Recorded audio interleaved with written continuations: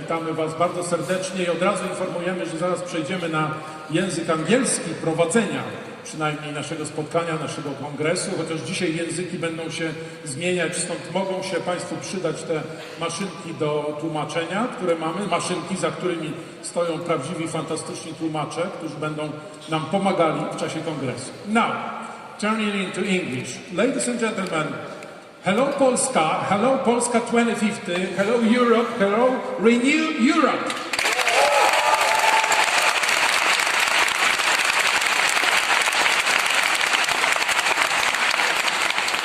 Welcome to the first Europa 2050 Europe 2050 Congress, organized jointly by Renew Europe and Polska 2050 Szymona Hołowni. My name is Michał Kobosko. I'm the first Vice President of Polska 2050 Szymona Hołowni.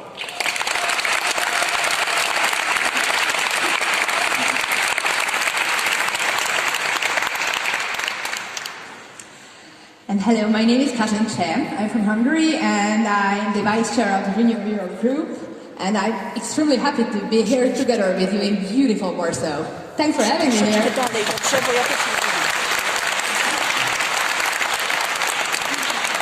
You may want to ask a very simple question, why the Hungarian and Polish together on stage. This is pretty obvious. We have this Polish saying, Polak, Węgier, dwa bratanki, how it goes in Hungarian. Lengyel-magyar két jó barát, együtt harcol és együtt iszza borát.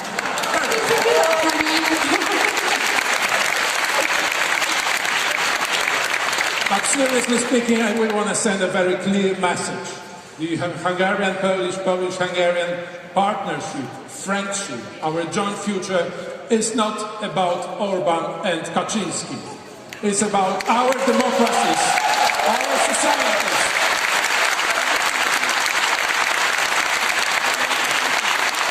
It's about all of us together building the democratic future of Europe.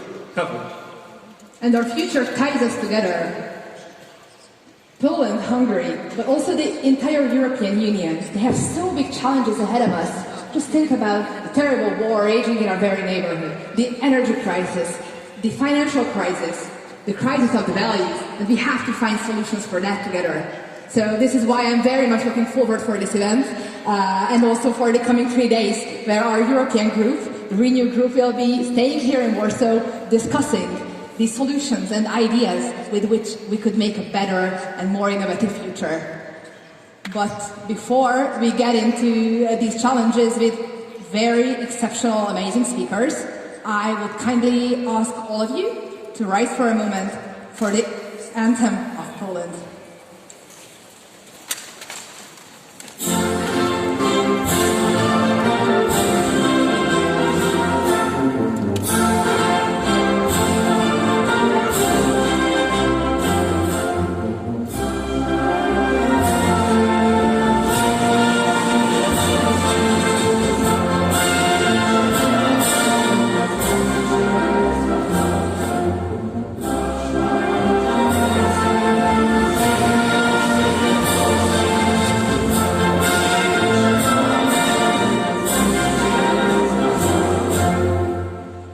And now the European anthem.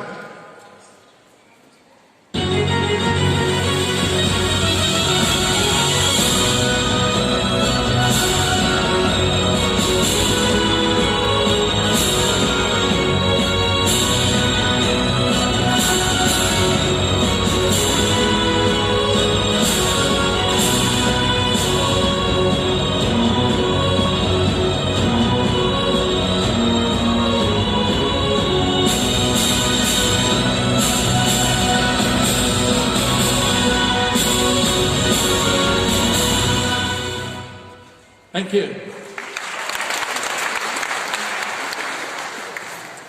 Ladies and gentlemen, September 25th is the day today. It's a very special day for several reasons. This is the Jewish New Year's Day, you might know, the Rosh Hashanah. So Happy New Year to those who will be celebrating tonight.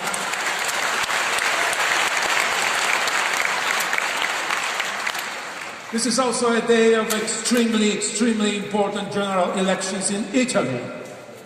And we keep our fingers crossed for Italians and for our colleagues from Renew Europe, from the parties of Azione and Italia Viva. Keep fingers crossed for Italy today.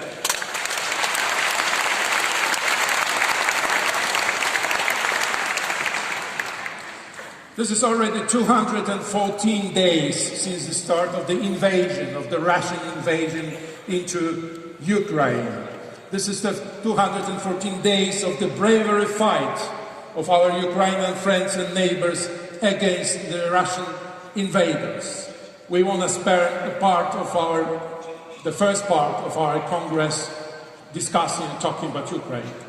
Because it's very important that we should not forget even for 1 second that in the same time we are sitting here together at this beautiful venue, in our peaceful daily lives, just a couple of 100 kilometers away from here, there is a terrible, brutal war raging where an inhumane aggressor is torturing the peaceful people of the country. The world has a new hero nowadays, and this hero is every single Ukrainian citizen. We are standing with Ukraine, we are admiring their efforts to maintain peace for the entire continent. And this is why I'm extremely humbled to announce our first speaker today. Deputy Prime Minister Olha Stefanishyna from Ukraine. Please welcome her with a very, very big round of applause.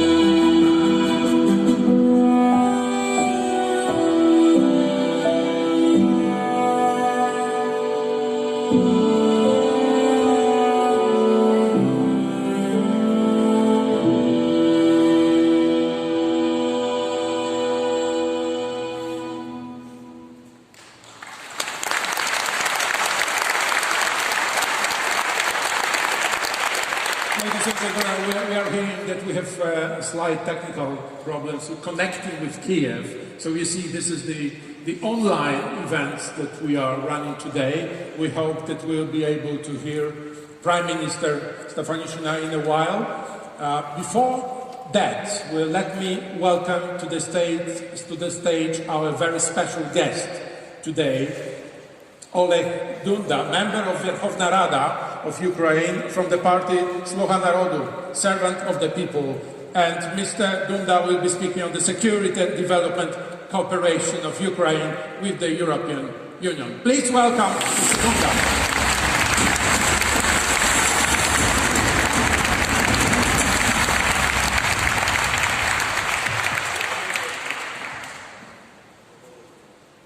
Witam wszystkich gości Kongresu. Witam już wszystkich, drodzy Państwo, gości Kongresu. І дуже дякую за запрошення. Dziękuję bardzo za zaproszenie. Чесно кажучи, я планував почати трошки по-іншому. Mówiąc szczerze, planowałem swoje wystąpienie trochę inaczej. Але оце відео, яке ми бачимо, воно розчулює. Ale to wideo, które zobaczyliśmy przed chwilą, ono było dla mnie zbyt wzruszające. На ньому видно про те, яку ми, українці, отримали підтримку теплу і тверду від Польщі. To wideo zademonstrowało, jak ciepłe przyjęcie uzyskaliśmy od Polski i jak dobrze zostaliśmy przyjęci przez Polaków. І не тільки від Польщі. Я тиждень тому був у Франції, така сама тепла підтримка була і там. У Польщі, у Франції, у Німеччині, всюди, де я був в Європейському Союзі. Zresztą to dotyczy nie wyłącznie Polski. Byłem przed tygodniem we Francji, wcześniej też w Niemczech. Wszędzie bardzo ciepło zostaliśmy przyjęci. І саме більше приємне, і за що я хочу подякувати, що ця підтримка відчувається не тільки на рівні урядів, депутатів, за що їм окрема подяка, A bardzo mi miło z tego, że to przyjęcie, taka akceptacja, ciepłe przyjęcie Ukraińców dotyczy nie wyłącznie szczeblów rządowych, polityków, deputowanych, parlamentów, а саме головне від кожної людини, ale, co jest najważniejsze, na poziomie każdego człowieka, від кожного суспільства. І це цінується найбільше. każdej Окремо wspólnoty, дякую. każdej wspólnoty czy społeczeństwa i to jest najcenniejsze. Bardzo dziękuję.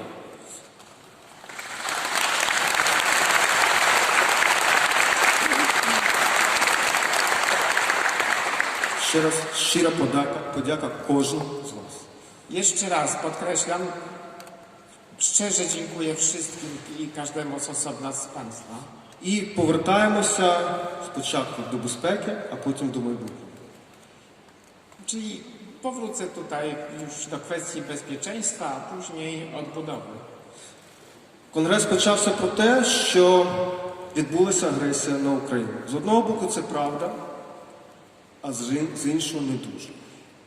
Kongres zaczął się od słów mówiących o początku inwazji, agresji na Ukrainę. Z jednej strony jest to prawda, ale z drugiej też nie do końca tak można mówić. Не потрібно, і це велика помилка, оцінювати це як регіональну війну або боротьбу України за незалежність. Це не так. Nie wolno tego konfliktu postrzegać jako problem regionalny bądź wyłącznie walka Ukrainy o niepodległość. Це війна диктаторських режимів, які особлює собою Москва, авторитарних, фашистських, проти всього західного демократичного світу. Jest to wojna wszystkich reżimów dyktatorskich, faszystowskich, uosobnionych przez reżim moskiewski przeciwko światu wolnemu, demokratycznemu, zachodniemu. Це тиск, агресія проти кожного з вас. Jest to agresja wobec każdego z państwa. Це тиск військовий в Україні, це тиск економічний на Францію, Польщу, Іспанію, на кожного громадянина, який ви відчуваєте вже зараз. Jest to presja militarna, wojskowa, która jest odczuwalna w tej chwili, ale również presja gospodarcza. І це тиск авторитарних режимів, щоб примусити кожного вас дотримуватися їх правил гри. To jest presja ze strony reżimów autorytarnych, które chcą po prostu przy jej pomocy narzucić swoje reguły gry. І перемога Москви, в яку я не вірю, Zwycięstwo hipotetyczne, które nie wierzę, że będzie miało miejsce, Moskwy, змінить життя не тільки українців, він змінить життя кожного з вас. zmieni, a raczej zmieniłoby życie każdego z państwa. Але цього не буде. Ale tego nie będzie. Буде перемога України. Навіть не так, я помилився. Не перемога України. Буде наша перемога. Наша з вами. Będzie zwycięstwo Ukrainy, ale nie tak powiedziałem. To będzie nasze wspólne zwycięstwo.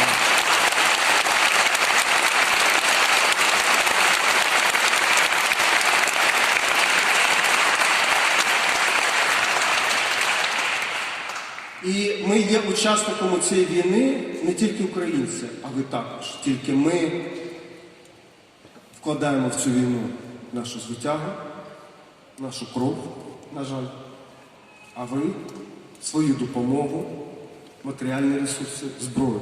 Ми стоїмо пліч-опліч разом з вами.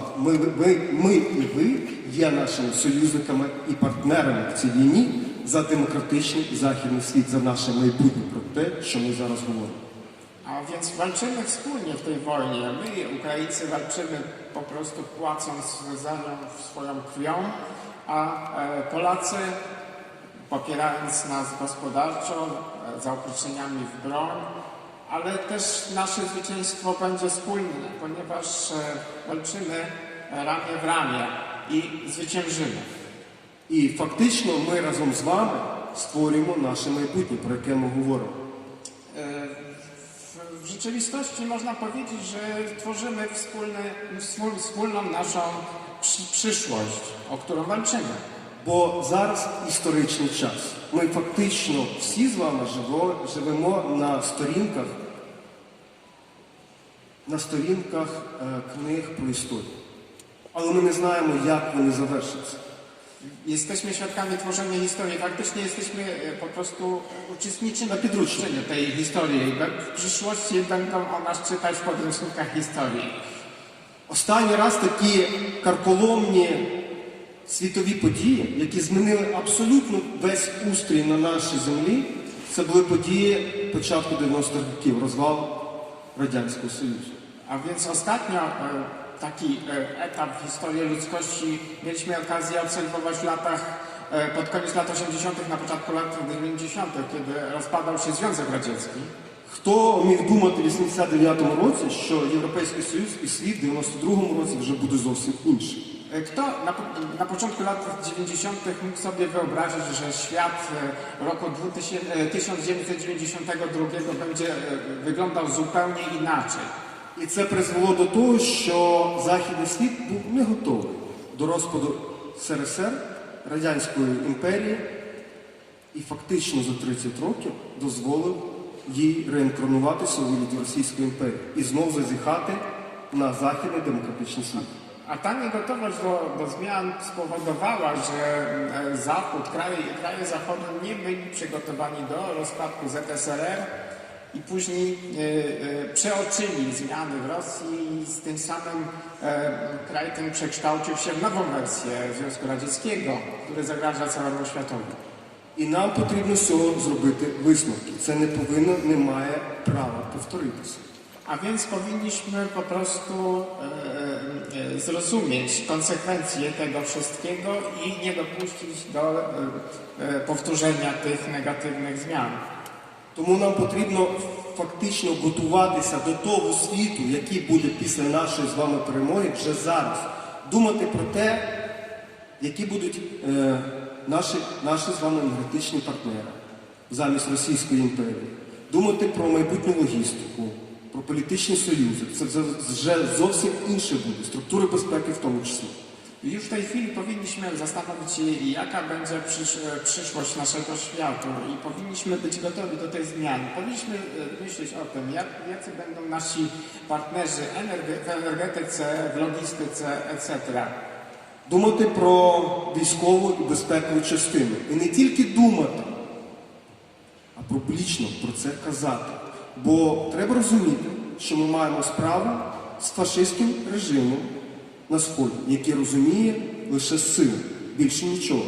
Powinniśmy myśleć, jak będzie wyglądać przyszły system bezpieczeństwa, wojskowy system, ponieważ mamy sprawę na wschodzie z reżimem faszystowskim, który rozumie tylko siłę. І якщо вони погрожують чимось, як останнім часом ядерною зброєю, до цього потрібно відноситись дуже серйозно. Jeżeli padają jakieś groźby z tamtej strony, tak jak ostatnio użycie broni nuklearnej, to trzeba traktować je bardzo poważnie. Якщо вони відчувають слабину, повірте, вони тоді це використають. Jeżeli odczują, że jesteśmy słabi albo mamy jakieś słabe miejsca, wykorzystają to z pewnością. І тому на цій конференції або в цьому союзі партнерстві потрібно бути пряма мова, що саме світове товариство разом з Україною, з Польщею, з Францією, яку буде пряму відповідь давати на ці погрози. Не просто про те, що Москва пожалкує. Ні, вони цього не розуміють. Саме, по чому буде нанесені удари, що будуть надані на поле битви в Україну, яка зброя, і як буде підтримана зброя, щоб вони розуміли, що це відповідь буде і достатнio жорстока. I powinniśmy na tym forum też zastanowić się i omówić takie kwestie bardzo konkretne, na przykład jaka broń powinna być dostarczona, jaki odwet za następne jakieś działanie rosyjskie powinniśmy podjąć i dotyczy to wszystkich krajów wspólnoty międzynarodowej, tak samo jak i Polski czy Francji. Все інше – це лише їх заохочує, всі інші слова, лише їх заохочують до агресії проти нас всіх. A inne środki, które są półśrodkami, będą tylko zachęcać do kontynuowania agresji wobec nas.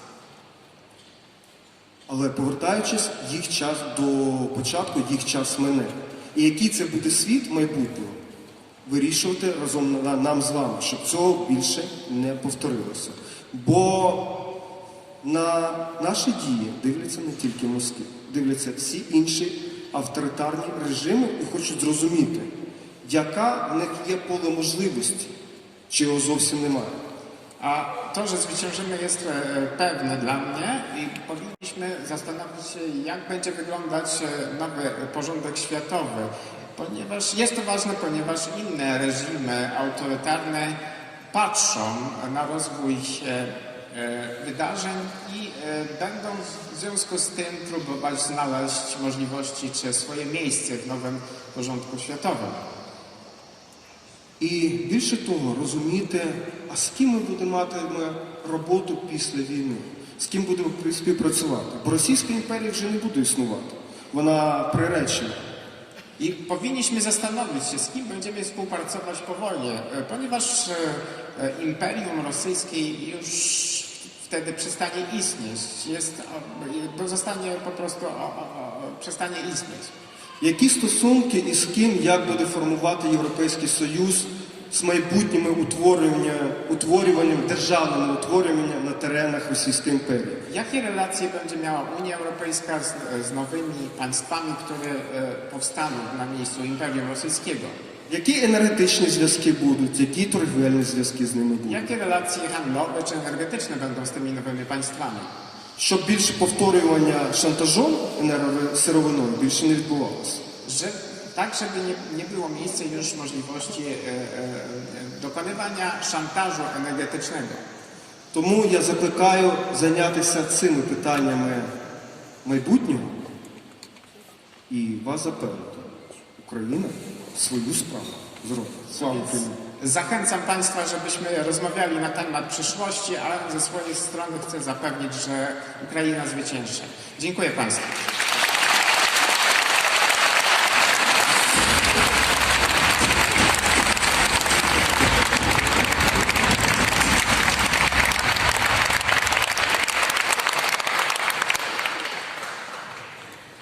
Thank you, Oleg, for your speech. Thank you for your remarks. Ladies and gentlemen, we had some technical problems, but I think the situation is under control now, as it should be, and we will be able to connect to the Deputy Prime Minister.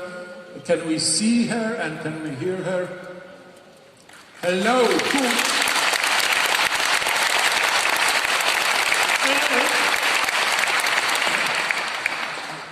Hi, Hello, do you see me? Do you hear me? Yes, we do. Yes, we do. Good morning. Hi. Good morning to you. Good morning. It's fantastic to have you with us. We know that obviously you have a very busy agenda and you just had a conversation with President Zelensky.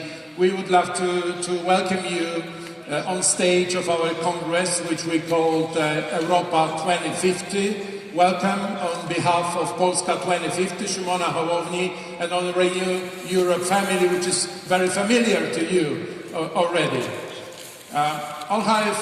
if we may listen to your remarks, we'd love to hear your voice. Our audience is waiting for you. Well, thank you so much. I'm so really sorry that I'm not able to be here physically with our liberal family in Poland or elsewhere, and it's a particular pleasure for me to address you today, also for personal reasons, because liberal family, liberals, has been standing with Ukraine throughout every corner of Europe from the very first minute the full-scale war started. And this is something that is remembered, is known, and is very important, because regardless the countries and the countries you represent, it was first of all a humane perception of what has been happening, and humane feeling that whatever you can do, you've been doing. So thank you so much on every step of the way, being with us, standing with us, and supporting all of us Ukrainians, both within Ukraine and also those who are beyond its borders within Europe. Today, we Ukrainians, we selflessly defending European security and democratic liberties for the 7th month in a row of the war, which is deemed to be lasting for no more than 3 days by Russian Federation. We have already contributed significantly to a historical and tectonic transformation in the security and the world geopolitical architecture. We've been strengthening European unity and solidarity, and it was an essential in the face of this aggression, in face of defending and deterring the values that we are standing all together for. It's important to keep on confirming, whatever the day of the war is that Ukrainians will never surrender. We will not stop believing and fighting for a better future for Europe, for a better future for Ukraine as a democratic, sovereign, and prospering country. We will not stop believing and fighting for a better future for all of us. And we hope that such courage and resilience from European partners will be seen there. There are some things that you already came to know about Ukraine for the decades before, after we gained independence, and especially for the last months, that Ukrainians are never letting down. We always keep our promises, and we remain reliable economic, democratic partner, even in a time of a full-scale war. This vision is clear to us in Kiev. I hope it will be clear for all of you, and it will preserve the energy of keep moving and standing together with my country in this time of darkness. We are fighting for the light. This vision will come true if we will have concrete plans and bold actions on which the prosperity and safety of the whole continent is depending. It is the perfect time also to accelerate and reconsider efforts in all sectors, including relinquishing dependence on the fossil fuels or simultaneously depending on Russia in any other areas, which has historically been the areas of Russian blackmail. Currently, Ukrainians are doing their best to gain the victory on the battleground, which will allow us to accelerate other processes and further plans. And such victory will be our common. As we are now having this event in Poland, I will quote Adam Mickiewicz. Once he said that the nectar of life is sweet only when shared with others. I would like to take this opportunity to thank you all for the help and support that Ukraine is receiving in all spheres and sectors, helping us to withstand on a battlefield, helping us to hold Russia accountable, helping us to make sure that our people are safe, helping us to make sure that our economy survives throughout the period of war. We all know now that there's no other way but the victory of Ukraine. There's no other way from which making sure that Russia is held accountable and Russian officials are held accountable for the crimes they've committed. This is the only reality we're living in.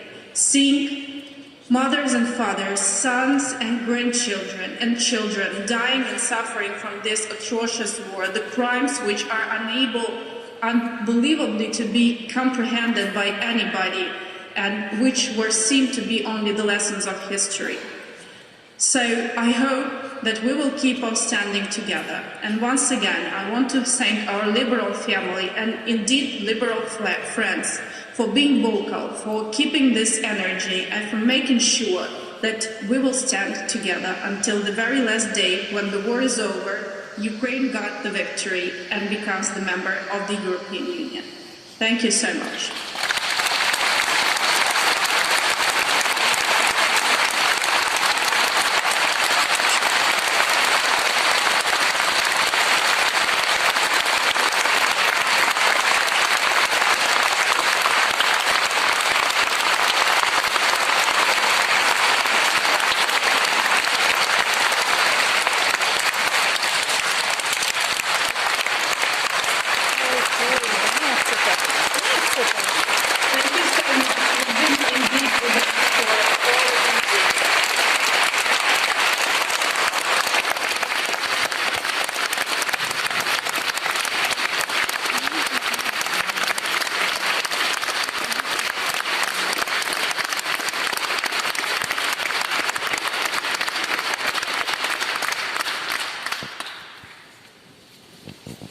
Thank you very much, Deputy Prime Minister. There is no other way but the victory of Ukraine. We all share this sentiment. And I can promise you from the bottom of my heart that the Renew Europe group will stand behind you along this journey to help you win this war and afterwards to help you prosper further on, to rebuild your country after all the terrors that have happened to you. We will be with you with every step along this way. You can count on us. And you continue to inspire us with your bravery every single day. Thank you very much for what you are doing for Europe, for your country, and for democracy. Slava Ukraini! Slava Ukraini!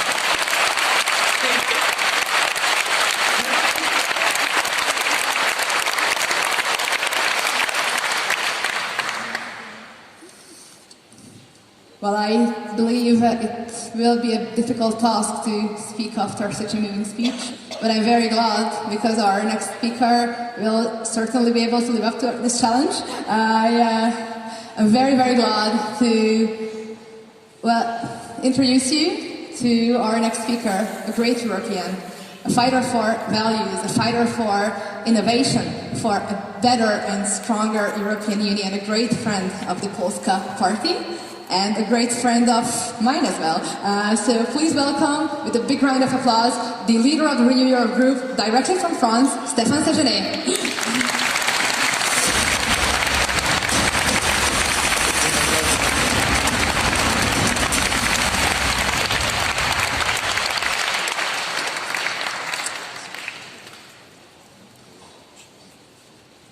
Chers amis, je ne pourrais pas commencer évidemment sans avoir un mot pour nos deux interlocuteurs qui viennent de s'exprimer. D'abord, leur dire que je les remercie pour leur courage et vous savez, dans ces moments-là, 240 jours, je crois que vous avez évoqué le temps qui sépare le début de la crise ukrainienne de ce moment que nous vivons aujourd'hui. 240 jours, c'est des moments où la classe politique peut se révéler, où les responsables politiques peuvent se révéler.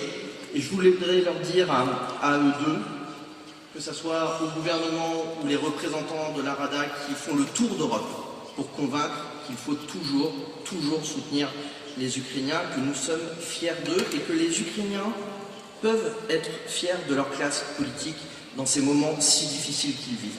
Je voudrais qu'on les applaudisse vraiment du fond du cœur et qu'on les remercie pour tout ce qu'ils ont fait depuis ces semaines. Et nous sommes évidemment avec les Ukrainiens. Bravo.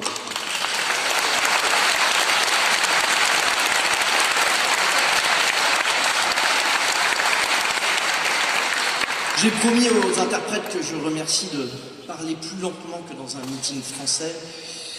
Donc je vais vous d'abord remercier les hôtes Et vous qui m'accueillez aujourd'hui, chers amis européens, chers amis polonais, cher Simone, cher Michel, chère Rosa, qui nous accompagne au Parlement européen dans notre groupe Renew Europe, et tous les membres de Polska 2050. Merci du fond du cœur de nous permettre aujourd'hui de faire cette réunion politique, ce séminaire des parlementaires. Nous sommes 103 parlementaires, issus de 24 nationalités différentes, un vrai symbole pour Polska, qui accueille aujourd'hui dans cette capitale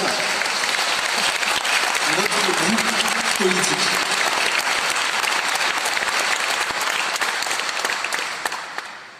Et fierté de vous compter, vous Polska, dans cette famille politique. Fier car simplement vous représentez aussi sur quoi nous nous battons, les europhobes. Et je suis peut-être venu avec d'abord 4 convictions très simples. Première des convictions, c'est que les Polonais aiment l'Europe. Et d'ailleurs, la plus flagrante illustration, c'est que vous êtes ici et que vous êtes venus la défendre. La deuxième conviction que j'ai, c'est que l'Europe a besoin de la Pologne. Et que nous sommes venus ici, à Varsovie, avec notre groupe parlementaire, parce que nous considérons que l'Europe a besoin de cet État membre. La troisième conviction, peut-être assez simple, c'est que l'Europe peut encore faire beaucoup de choses pour la Pologne dans les prochains mois, dans les prochaines années qui viennent. Et puis, la chose la plus importante, c'est que l'Europe est là aussi pour construire l'avenir de nos peuples et de nos États membres respectifs. Ces 4 convictions assez simples, je pense, nous les partageons. Et nous les partageons, je commence par ces 4 points-là, parce que trop de forces politiques utilisent l'Europe comme des boucs émissaires, manipulent, mentent souvent, tiennent souvent l'Europe comme des responsables de tous les maux. La France n'a pas été écartée de ce phénomène politique. Pendant des années, nous avons connu ça également avec des responsables politiques qui prenaient l'Europe comme des boucs émissaires. Vous avez décidé de mener ce combat européen, nous sommes à vos côtés, et l'Europe est bien trop sérieuse, bien trop importante pour laisser des incompétents et ceux qui veulent la diviser. Alors merci pour ça, merci d'être ici, et merci aussi d'avoir ces valeurs au centre de notre communauté de destin, au groupe politique et dans votre parti. Rendez-vous compte quel chemin nous avons quand même parcouru en 3 ans, depuis les élections européennes. Face aux crises inédites que nous avons vécues, nous avons produit énormément d'éléments de solidarité. D'abord, l'ensemble de la commande sur les vaccins. Nous les avons produits en Europe, nous les avons répartis en Europe, nous les avons distribués en Europe. L'Europe a été un facteur de solidarité pendant cette crise du Covid. Et la Pologne, comme la France, comme l'Italie, comme l'Espagne, a pu bénéficier de cette solidarité. L'ensemble des Européens ont aussi construit un plan de relance inédit. Qui l'eût cru? Nous avait dit que c'était impossible de lever de l'argent ensemble, d'organiser économiquement notre zone euro. Impossible d'avoir, y compris, des éléments de solidarité entre des pays qui ne voulaient pas organiser l'économie plus loin qu'un simple marché unique. Nous l'avons fait avec des investissements d'avenir, avec nos entreprises, nos infrastructures, nos transports. Et sur ce sujet, Rosa le sait très bien, vous aurez toujours Renew Europe qui se battra sans relâche pour que les Polonais bénéficient directement et plus vite possible, je dis bien directement et le plus vite possible, de cet argent de la relance. Ce n'est pas le cas.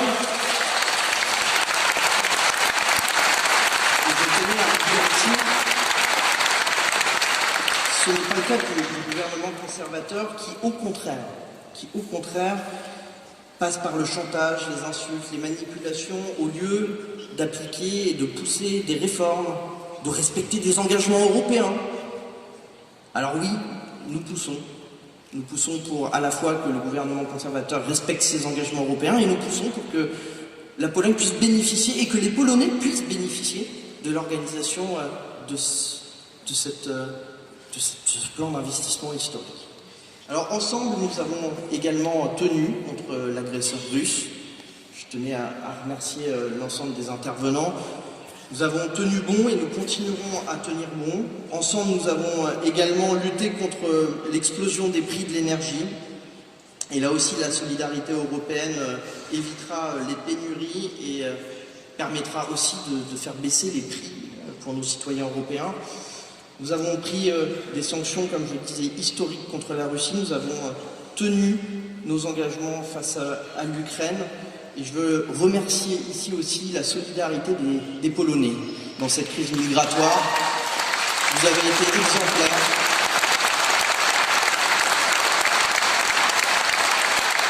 Et je crois que ça s'est vu un peu partout en Europe.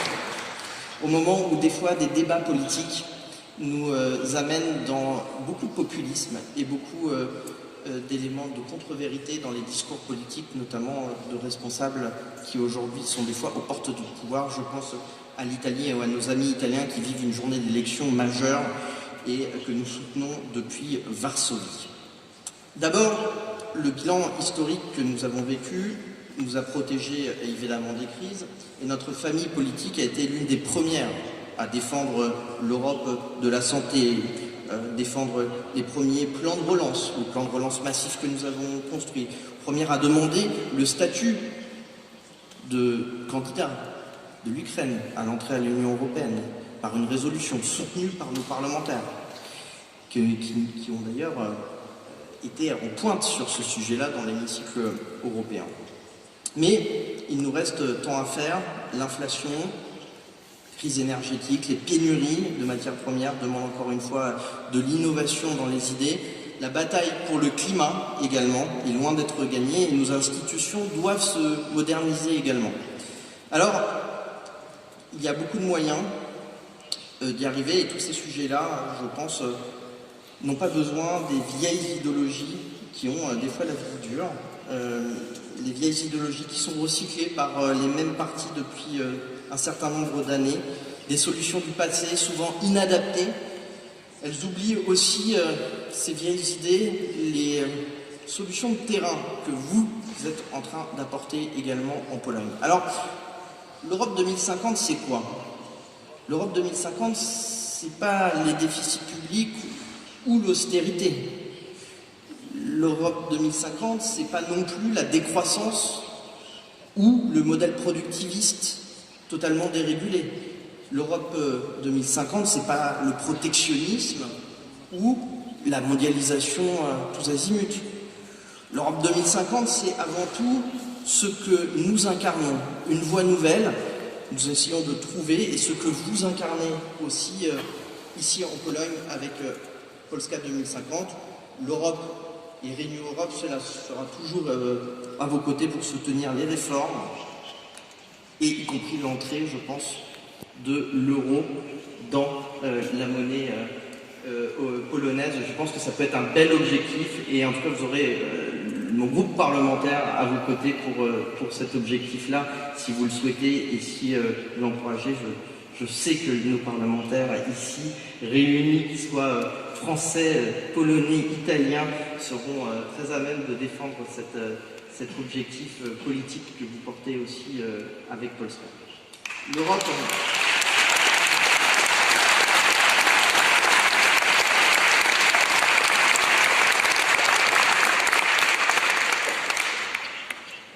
Tout ceci est la condition avec énormément d'éléments qu'il faudra qu'on travaille pour les années à venir, puisqu'il y aura des échéances importantes qui viendront. Vous aurez à élire dans 2 élections successives le Parlement européen, mais aussi la diète ici en Pologne. Toutes ces conditions de prospérité collective sont la fondation d'une Europe dans laquelle chacun aspire à un haut niveau de vie, de bénéfices, de travail, d'éducation, de santé. Et je le dis que je suis contre les différences entre les citoyens européens. Cela veut aussi dire que chacun a le droit à un haut niveau de santé, à un haut niveau de sécurité, à des approvisionnements alimentaires et en termes de prix partout en Europe. Je crois à la souveraineté européenne, complémentaire de la souveraineté nationale, et je sais que nous partageons ça aussi avec nos amis polonais. Moi aussi, j'ai besoin de vous. Et vous l'avez compris, nous aurons besoin les uns des autres dans les prochains mois et les prochaines années qui viennent, dans les 2 années à venir avec les élections que j'évoquais. Alors, j'ai peut-être un mot pour vous. Gardez confiance, cette énergie, cette envie aussi de gagner, parce que les élections, ça se gagne sur l'envie de gagner. Et je crois que vous avez un leader et des responsables politiques qui ont envie de faire bouger ce pays et qui ont envie de proposer une voie nouvelle. Et quand je vois en tout cas la vigueur de votre organisation, la volonté aussi de créer autour de 2 blocs qui se sont constitués, et je le dis en tant que Français, vous savez très bien que je suis peut-être le mieux placé pour vous dire la difficulté qu'il y a de créer une organisation politique centrale quand 2 blocs se sont déjà créés et sont déjà très installés. Mais c'est possible, c'est possible. Ils vous disent que c'est impossible, mais ils ne connaissent pas les Polonais. Ils vous disent que c'est impossible que nous gagnions également en Europe, que nous soyons la première ou la deuxième force politique européenne, mais ils ne connaissent peut-être pas les Européens. Alors, je vous fais évidemment confiance, Shimon, Michal et Rosa. Finalement, vous avez ici un public de militants, vous avez un public d'engagés, vous avez des responsables politiques européens qui seront évidemment derrière vous. L'Europe 2050, ça commence aussi ici, l'Europe de la solidarité, de la prospérité, du développement durable, l'Europe de la souveraineté, l'Europe qui agit aussi dans le monde. Alors vive la Pologne, vive l'Europe, bâtissons ensemble ce nouveau pacte entre nous, ensemble, vers la victoire. Merci beaucoup.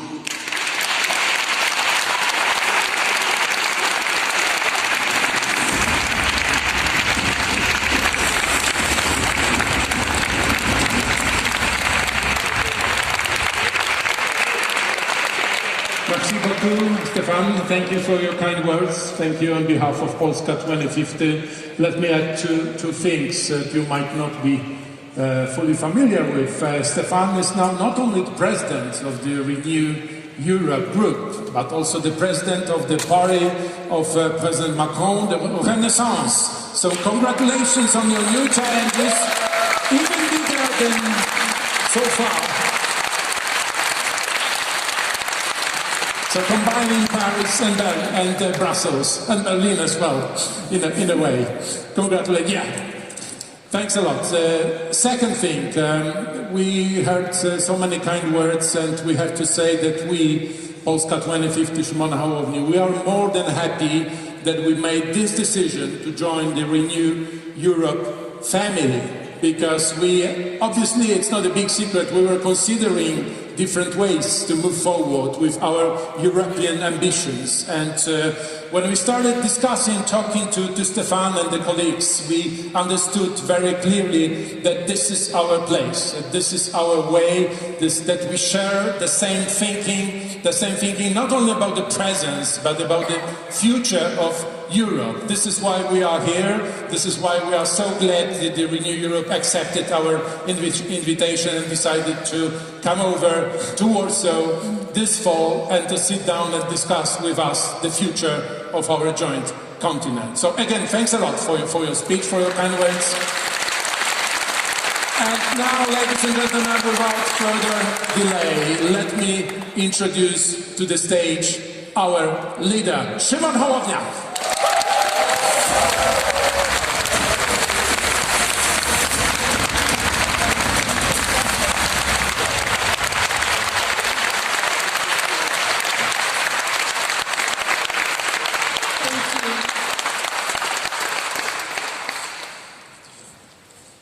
I'm so glad that I can see Catalina and Michał in such a good mood, and their performance is just outstanding.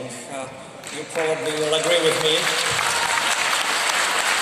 And I'm telling you, I know what I'm saying right now, because, as you probably know, I knew a little bit about hosting events from my previous life, so I'm telling you, you are my favorite, you are my best, and thank you so much, all of you, and it's a great honor and pleasure to have you here in this beautiful venue. It's a very important moment for all of us, not only in Poland 2050, but also, I hope, for all Renew Europe family, because we are right now, and you know it probably much better than I do, in a very critical moment in the history of our continent. I will switch to Polish quickly and then I will come back to English, if you allow me. To jest naprawdę najważniejszy moment w historii Europy od bardzo, bardzo wielu lat. I to nie jest przypadek, a dla mnie wielki zaszczyt i honor, że mogę stawać tutaj przed Wami chwilę po tym, kiedy przemawiała do nas ukraińska wicepremier, przedstawicielka tego bohaterskiego narodu, który dzisiaj krwią, godzinami cierpień w katowniach, w Izjum, w Buczy, w innych miejscach płaci również za naszą wolność. Kiedy patrzymy na te obrazy, które rozdzierają nasze serca, to myślę sobie, że znakomicie, że jeszcze wśród tych wszystkich rzeczy, które funduje nam dzisiaj świat, zachowaliśmy umiejętność wzruszania się, że jeszcze coś nas porusza w tym strasznym miejscami w świecie. Widzę to, jak dzielimy się informacjami o tym, co donoszą media, co przynoszą media na Facebooku. Widzę i u moich bliskich tak samo te łzy, kiedy oglądamy wiadomości. Ale nie możemy na tym poprzestać. To nie emocje będą zmieniały świat na lepsze. Z tej lekcji, którą zafundował nam Putin, brutalnej, bezwzględnej, musimy wyciągnąć dokładnie te same wnioski, jakie Europa wyciągnęła po tym, kiedy brutalną, bezwzględną lekcję zafundował jej 80 parę lat temu Hitler. Jesteśmy dokładnie przed takim samym wyzwaniem. Pojawia się ktoś, dyktator owładnięty obsesją, który przychodzi zdemolować porządek naszego świata, wstrząsnąć jego fundamentami. Chce nas poniżyć, podzielić, upokorzyć, zabić. A my odpowiadamy w jedyny dopuszczalny i możliwy sposób, sensowny z perspektywy nie tylko nas, ale i następnych pokoleń, które przyjdą. Na zło odpowiadamy dobrem, na nienawiść jednoczeniem się i budowaniem, na niszczenie tym, że przekraczamy to wszystko, idąc mocno do przodu. Przekraczamy chore wizje, zastępując je naszymi własnymi wizjami, opartymi o pokój, o bezpieczeństwo, o szczęście.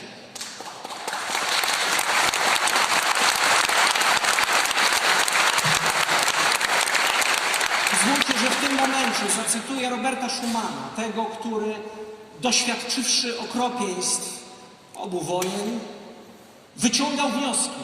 Był jednym z tych, którzy wyciągnęli praktyczne wnioski. Po II wojnie światowej, kładąc podwaliny Unii Europejskiej, którą dzisiaj świętujemy, w której dzisiaj jesteśmy.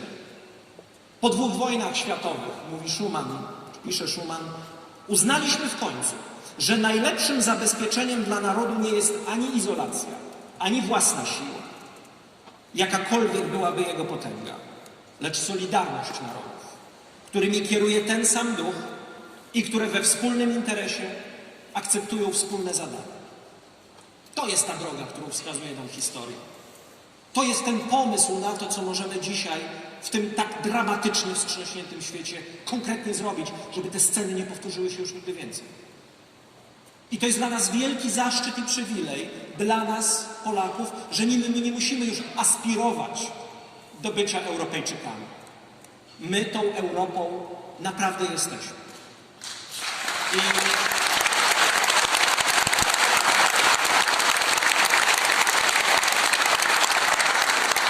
Dobrze o tym wiecie, bo powtarzam się, mówiąc o tym praktycznie zawsze, kiedy ten temat staje na tapecie. My, Polska, nie jesteśmy w Unii Europejskiej. My jesteśmy Unią Europejską. Unią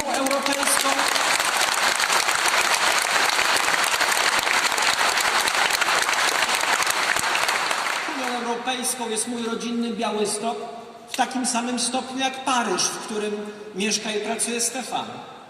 W takim samym stopniu jest ją Kańczuga w województwie podkarpackim, którym odwiedzałem niedawno, jak Bruksela, do której do pracy jeździ wielu naszych europarlamentarzystów, wykuwając naszą wspólną przeszłość. Cieszę się, że pokolenie naszych rodziców wypracowało nam to nieprawdopodobne dziedzictwo. Teraz naszym zadaniem jest sprawić, żeby to dziedzictwo było bezpieczne, żebyśmy przekazali je, kiedy przyjdzie nasza kolej, kolejnym pokoleniom nienaruszone, co więcej, pomnożone. O to wszystko, czego my nauczyliśmy się na świecie, co umiemy zrobić, co chcemy wnieść, żeby Europa była jeszcze lepsza.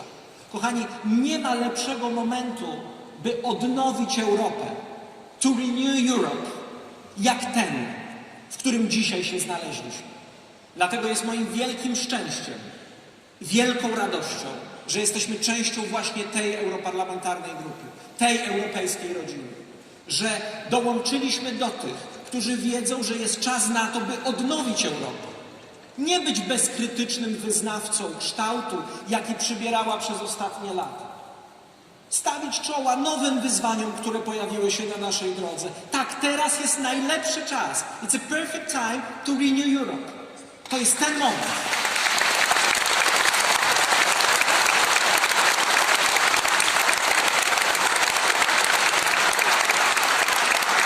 Polacy doskonale to czujemy, bo my czujemy się w Europie jak u siebie, jak w domu i wiem, co mówię, bo jak wiecie, pewnie część z was to wie, bo męczyłem was informacjami o tym przy pomocy każdego dostępnego mi kanału. W ostatnich tygodniach przejechałem prawie 3000 kilometrów w ramach naszej mobilnej konwencji Polski 2050, 6 dni, 17 miejscowości. Nikt w Polsce nie ma wątpliwości, że jesteśmy Europejczykami. Nikt w Polsce nie ma wątpliwości, patrząc na to, co Europa nam przywiozła, to, co możemy my wnieść, jeżdżąc do Europy, korzystając z jej dziedzictwa. Widzimy to wszyscy i wszyscy, niezależnie od tego, na kogo głosujemy, to dzisiaj czujemy. Więc tę moją receptę, czy ten mój szkic recepty na to, jak odnowić Europę, zacznę od tej bardzo jasnej, konkretnej deklaracji, która chcę, żeby wybrzmiała raz jeszcze. Polska jest w sercu Europy. Serce Europy jest w Polsce. A gdyby jakiemuś domorosłemu kardiologowi przyszło na myśl przeszczepiać ją, czy przesuwać w jakieś inne miejsce, to my serdecznie zaprosimy go do tego, żeby udał się tam, gdzie dzisiaj jego miejsce, choćby w objęcia tego ciepłego człowieka, który dzisiaj steruje polityką w Mińsku, albo w jakieś inne. My chcemy być w Europie, jesteśmy w Europie, tu bije jej serce, w Warszawie bije serce Europy, a Polska jest jej nieodwołalną, nierozłączną częścią.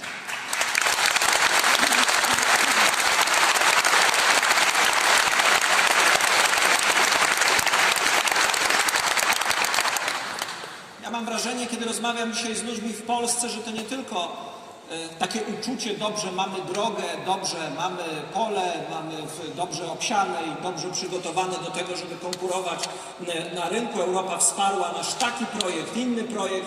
To wszystko jasne. To wszystko gdzieś widzimy i odnotowujemy. Ale wielu z nas, ale wciąż jeszcze chyba za mało, tych, którzy mają kontakt z europejską rzeczywistością, ma świadomość. My powinniśmy ją powtarzać, budować, cały czas o niej przypominać.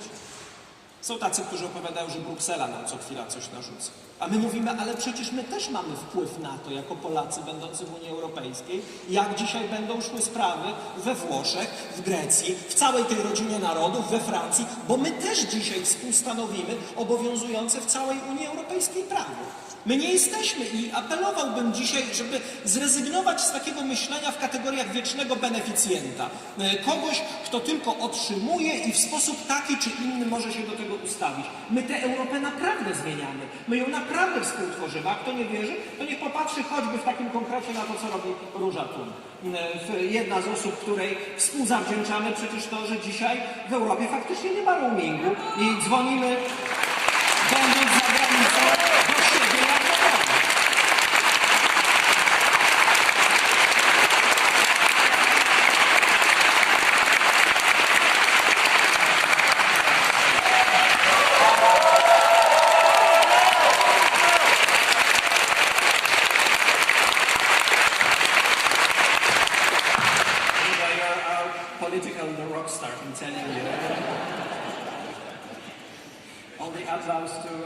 pillar of Toulouse.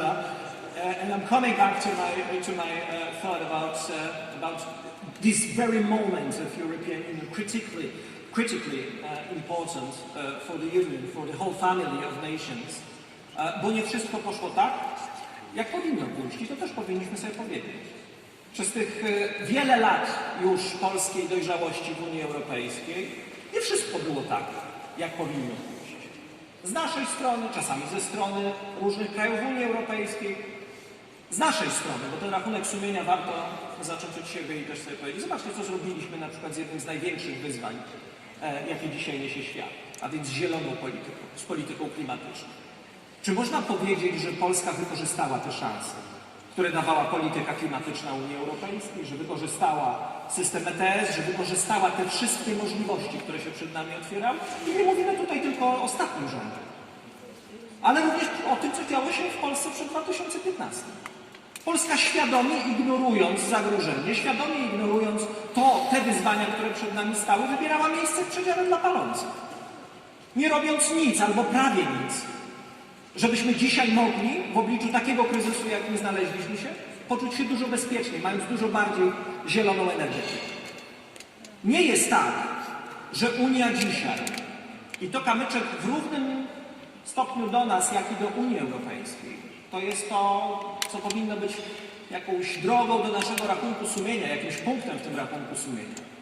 Że pomimo wielu osiągnięć Europa nie jest jednak w równym stopniu imperium jakości życia dla wszystkich jej członków. Europa z zewnątrz jest tak postrzegana. Kiedy z ludźmi na świecie rozmawiasz dzisiaj o Europie, tak właśnie ją traktują. Imperium jakości życia. Zupełnie nieporównywalnej z innymi obszarami świata. Wielki sukces, który udało się osiągnąć. Ale jednak to wciąż nie jest tak, że wszyscy mamy w niej równe szanse, że wszyscy wypracowaliśmy wspólnie taki model, w którym ten mój wspomniany Białystok może pocieszyć się tą samą jakością życia, którą ma dziś Paryż, a Kańczuga tą samą, którą ma Bruksela. Co tydzień Polki i Polacy spędzają w pracy 9 godzin więcej niż Niemcy i 8 godzin dłużej niż Duńczycy. Maria z Suwałki, Patryk z Rzeszowa pracują dłużej, a zarabiają mniej niż inni Europejczycy. To musi być na względzie tych, którzy dzisiaj chcą myśleć o tym, jak odnowić Europę. Bo nie stworzy się silniejszej więzi ludzi z Europą niż ta, w której zobaczą realne korzyści, które z bycia w Europie płyną. Moim celem tych zmian, które mam nadzieję już niedługo będziemy mogli zacząć wprowadzać, biorąc odpowiedzialność za kraj, jest to, by wypłaty polskich rodzin dogoniły te naszych zachodnich sąsiadów. To nasz cel, nasz punkt odniesienia. Polacy w 2030 roku powinni zarabiać tyle, ile Hiszpanie. W 2040 tyle, co Francuzi, a w 2050 tyle, co Szwedzi.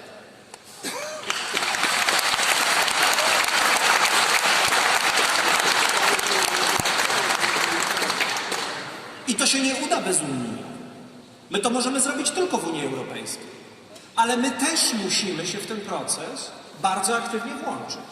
Kiedy nasi koledzy i koleżanki z Renew słyszą, że stawiamy sobie tak ambitne cele, to mają prawo od nas oczekiwać, że my też zrobimy wszystko, żeby do tych celów dojść, żeby je osiągnąć.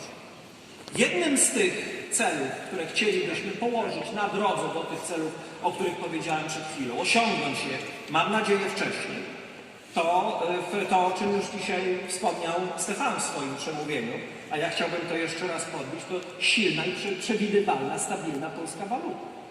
Abstrahując od tego, kto dzisiaj zarządza polskimi pieniędzmi i jak nieprawdopodobne umiejętności w dziedzinie estrady prezentuje, nie pokrywając ich jakąś specjalną kompetencją, trzeba powiedzieć sobie, że fakty są nieubłagane. Nie może być tak, że nasze pensje szaleją i nie wiemy, ile będziemy zarabiać za miesiąc lub dwa ze względu na szalejącą inflację, raty kredytów, a nasi przyjaciele z Kopenhagi, czy z Drezna, czy z innych miejsc w Europie to wiedzą to są rzeczy, które musimy przepracować i musimy wreszcie załatwić. Dlatego my w Polsce 2050 tak jasno i wyraźnie mówimy o konieczności wprowadzenia w Polsce euro. Nie dlatego, że nienawidzimy złotówki, ale dlatego, że wiemy, że dzisiaj euro jest tym, czym złotówka powinna dla nas być i była przez bardzo wiele lat. Że euro jest tą nadzieją na stabilność naszych domowych budżetów, a nie tylko naszych biznesów czy radością jakichś wydumanych europejskich bankierów. Dzisiaj potrzebujemy euro, potrzebujemy tej stabilności i naprawdę apelowałbym też do naszych przyjaciół z innych ugrupowań opozycyjnych, żeby nie chowali w tej sprawie głowy w piasek, żeby nie uprawiali kokieterii, tylko żeby jasno i wyraźnie powiedzieli, wejście do tego mechanizmu, do tego systemu jest naszym narodowym interesem. I nie ma się co bać Kaczyńskiego, albo co sobie pomyśli Janusz Kowalski, naprawdę.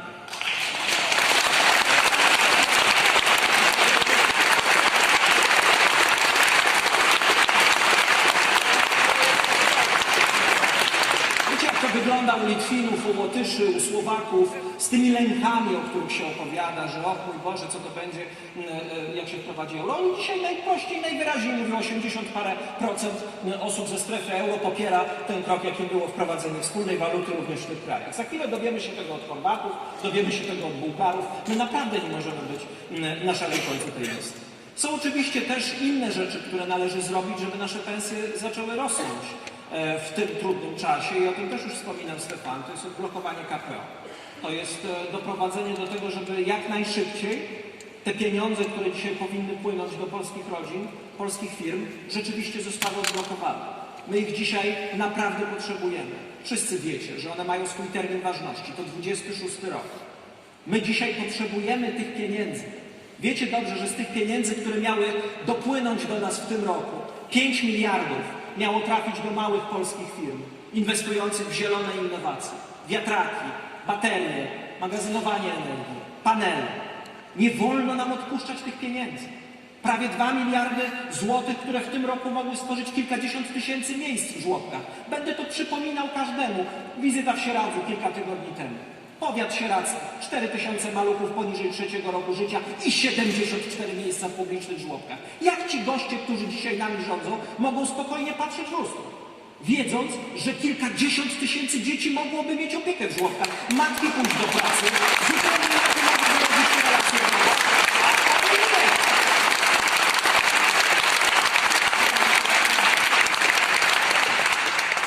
Bo mamy pana Zbyszka.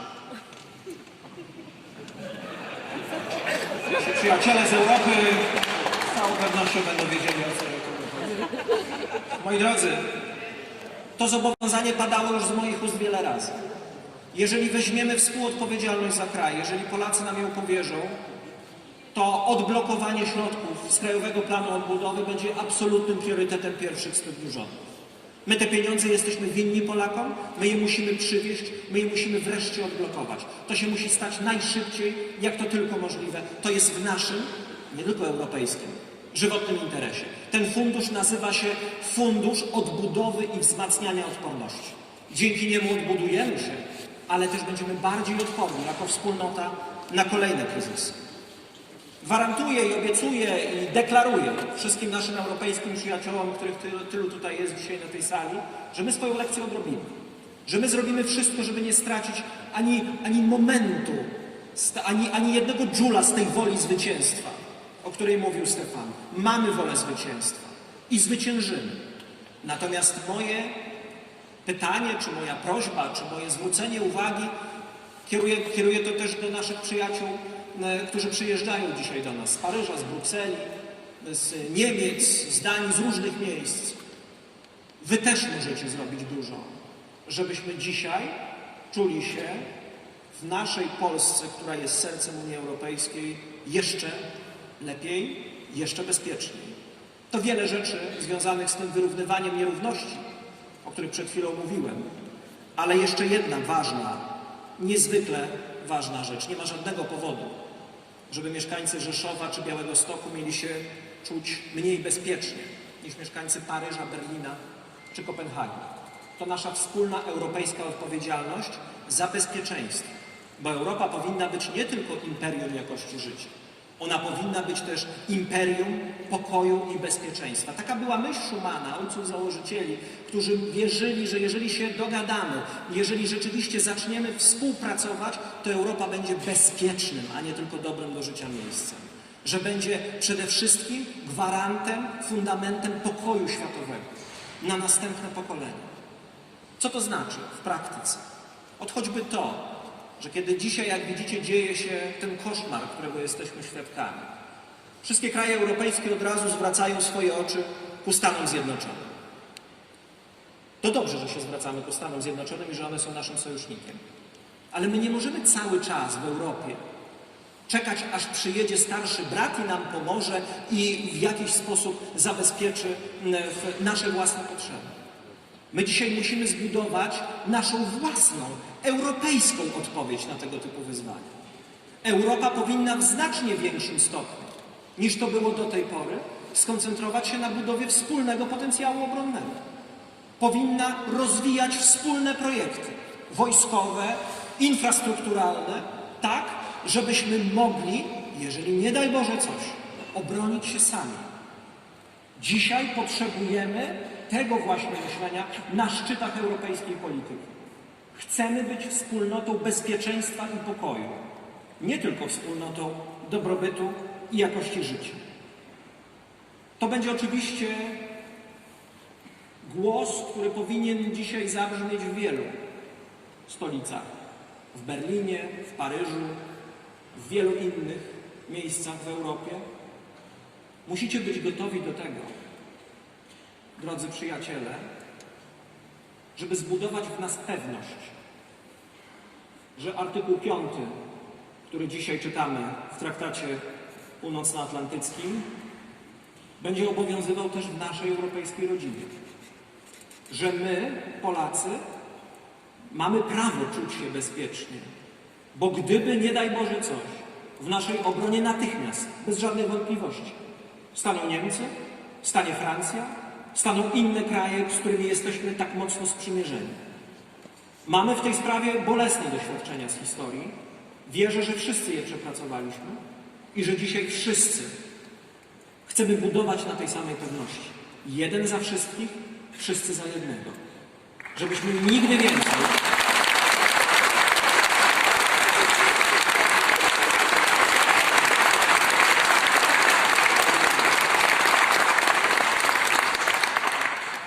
nigdy więcej nie dali się podzielić. Chciałbym wierzyć, że to jest właśnie taka Europa, jaką dziś tworzymy. W której żołnierze holenderscy, żołnierze francuscy, żołnierze niemieccy, żołnierze włoscy będą stali murem przy żołnierzach polskich, jeżeli jakiś oszołom, jakiś wariat, jakiś psychopata po raz kolejny zdecyduje się zdestabilizować nasz świat. I oczywiście to, o czym mówię dzisiaj do naszych partnerów wewnątrz Unii, nie osłabia tego drugiego wezwania, o którym dzisiaj też już była mowa. Oczywiście, że nasze bezpieczeństwo równa się Ukraina w NATO, równa się Ukraina w Unii Europejskiej i w tej sprawie też bardzo jasne stanowisko będziemy wyrażać. Moi drodzy,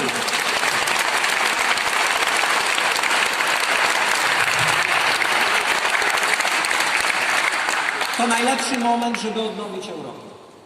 Nie czekajmy na jakiś inny. Nie czekajmy, że znowu coś będzie musiało się wydarzyć, że będziemy musieli znowu coś przeżyć. Teraz jest ten moment. Winston Churchill mówił, a ostatnio powtarzamy go dość często, te jego słowa: nigdy nie zmarnuj dobrego kryzysu. Ten kryzys jest dobry w tym sensie, oczywiście nie dzieje się żadne dobro, dzieją się straszne tragedie, natomiast on jest niezwykle głęboki. On jest też otwarciem w koszmarny, dramatyczny, nieludzki sposób naszych pytań, na które sądziliśmy, że do tej pory mamy już wszystkie odpowiedzi. Nie mamy odpowiedzi. Wiele rzeczy nie działa. Wiele rzeczy wywrócono i pokazano nam, gdzie są słabe punkty całego tego systemu. Wyciągnijmy z tego wnioski. Teraz to jest ten moment, żeby odnowić Europę. Żeby stała się, tak jak powiedziałem, imperium jakości życia, ale też imperium pokoju i bezpieczeństwa. Imperium nadziei o dobrym życiu, spokojnym, takim, w którym każdy z nas może się rozwijać tak, jak chce, zgodnie z własnymi przekonaniami. Mam nadzieję, że taką Europę przekażemy naszym dzieciom. Moi kochani, często już na koniec muszę sobie jeszcze raz przywołać ten obraz, który przywołuję bardzo często, bo bardzo często ostatnio jesteśmy maglowani nie tylko z tematu jednej listy, który jest jednym z moich ulubionych tematów, jak zapewne wiecie, ale też pada inne dyżurne pytanie. Jako autor książek na każdym spotkaniu autorskim musiałem zetknąć się z dwoma dyżurnymi pytaniami. Skąd Pan czerpie inspirację i jak to się wszystko zaczęło? Miałem oczywiście zestaw dyżurnych odpowiedzi w każdej z tych kwestii, natomiast dzisiaj muszę mieć dyżurną odpowiedź na temat blokowania i jednoczenia opozycji oraz na drugą kwestię, co zrobicie w ciągu pierwszych 100 dni rządu. I o ile mógłbym opowiadać godzinami o tym, co powinien zrobić następny minister klimatu, następny minister sprawiedliwości, następny minister gospodarki czy finansów, czy rozwoju, to o tyle odpowiedź na to, czym powinien zająć się w ciągu pierwszych 100 dni następny minister spraw zagranicznych w polskim rządzie jest bardzo proste. Zadaniem polskiego ministra spraw zagranicznych będzie przez pierwszy tydzień lub dwa tylko i wyłącznie objechanie wszystkich europejskich stolic i w każdych drzwiach każdego ministerstwa spraw zagranicznych wypowiedzenie jednego słowa. Wróciliśmy. A następnie...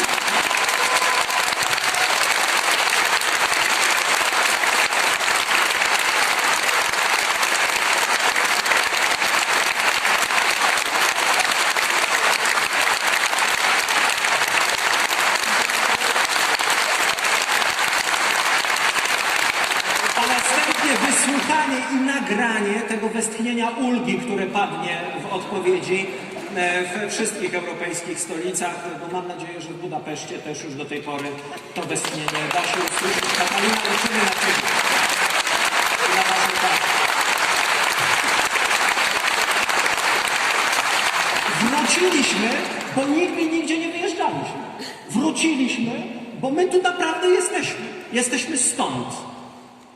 Robert Schuman, od którego zacząłem i nim jego myślą też chcę skończyć, napisał też i takie zdanie. Dobrze, że dało się je zapamiętać, utrwalić. Służba ludzkości jest równa tej powinności, którą dyktuje nam wierność wobec własnego narodu. Dzisiaj, patrząc na Unię Europejską, to wielkie osiągnięcie ludzkości. Musimy powiedzieć sobie jasno, nie ma żadnego znaku różności, żadnego znaku sprzeciwu pomiędzy byciem Europejczykiem, Polakiem. Widzicie, jak nieprawdopodobną odpowiedzialność nałożyła na nas historia.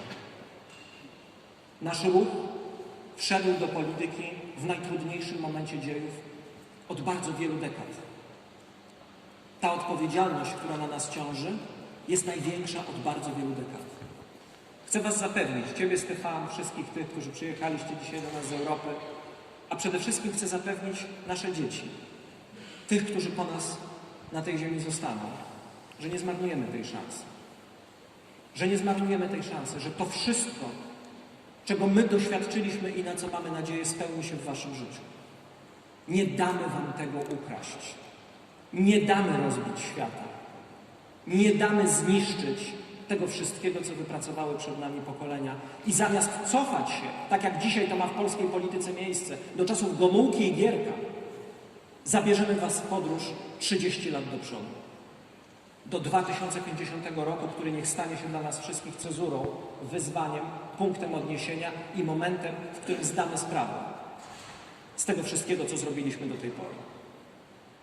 Once again, I want to thank you so much for being here, for sharing this hope, for sharing this amazing feeling that we are all together, we are one family. And it's not only a slogan, it's not only a rhetorical figure. We are European family and we will renew Europe. I can promise you that. Thank you so much once again.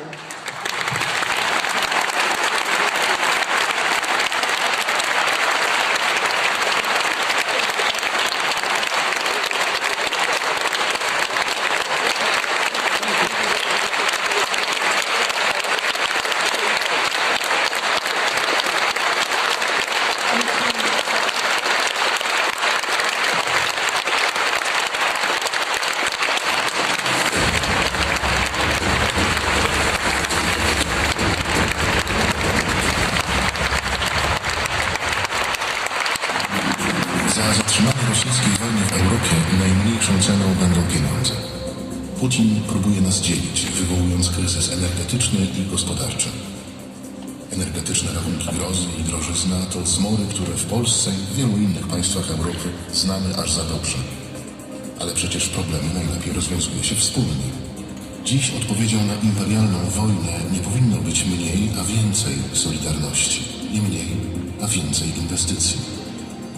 To niedopuszczalne, żeby w czasach, w których zwykłym ludziom grozi kraina lodu, producenci energii, często przecież państwowi, zwiększali marże i generowali rekordowe zyski. Tymi zyskami dziś należy się podzielić z tymi, których nie stać na opłacenie rachunków. To nie tylko najbiedniejsze rodziny, to również restauratorzy i piekarze, to również szkoły i szpitale. Solidarny podział zysków producentów energii z małymi i średnimi firmami da im przestrzeń do rozwoju i konkurencji z resztą świata.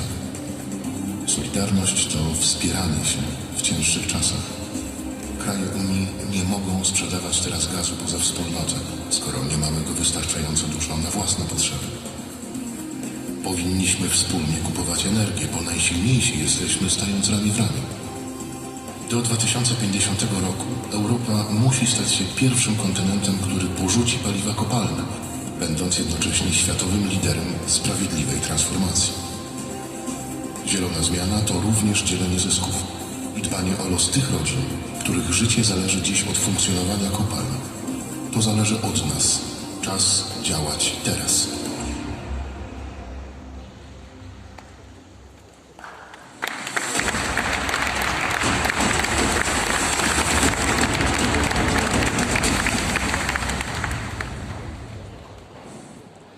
Our world is changing very rapidly.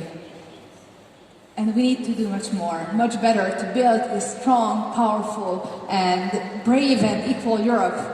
And if somebody asks me if I can reference the speech we just heard, and ask me, and maybe also many of you, that what gives you the motivation, the energy to move forward every single day, maybe I wouldn't be alone if I would say that the words of Szymon Hołownia that we just heard from him. So dziękuję bardzo, Szymon. I hope I pronounced that correctly. Perfect. Perfect. Thank you very much for the motivation, the hope, the energy you are bringing to our community. We love to have you guys from Polska 2050 together with us at Renew Europe, because the word Europe and Poland needs new leadership, a new type of brave, innovative way of looking at politics, new figures, people of the future instead of the people of the past.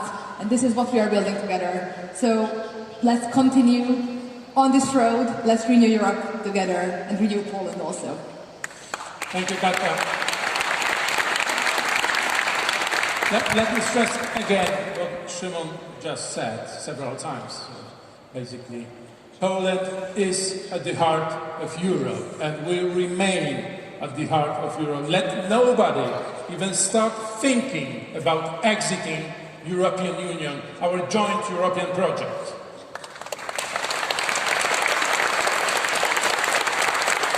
There are lots of challenges ahead. You just saw the video. The energy is, everybody's talking energy these days. We are afraid, yes we are, afraid of this coming winter.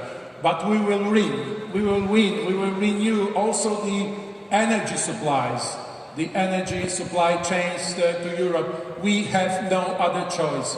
We will renew this market as well. Ladies and gentlemen, now turning to the next speaker, and Katka, to you. Well, I will be very, very brief because we'll hear very exciting things from the stage, I'm sure, as we are very lucky to have with us a man behind the policies that will shape the future, Commissioner Thierry Breton. Welcome him with a very, very big round of applause, please. Thank you, Commissioner, for being here with us. Thank you so much. Thank you very much. So, dear Renew Europe President, mon cher Stéphane, dear Polska 2050 President, dear Szymon Hołownia, dear MEPs, dear Rosa Thun, Katalin Che, and of course Irena Joveva, dear friend from the Renew family. So I'm absolutely delighted to be part of the 2050 event Europe in Warsaw. And of course, I would like to thank Renew Europe and Polska 2050 for giving me this opportunity. I'm really sorry I cannot be with you physically, as I've been retained in Paris, but I really wanted to take this opportunity to address this event live. For almost 3 years now, mega crises have been hitting Europe, one after each other. The pandemic, the ever more tangible effect of climate change, the energy crunch, and of course the return of high-intensity conflict on our continent following the unjustified war launched by Vladimir Putin in Ukraine.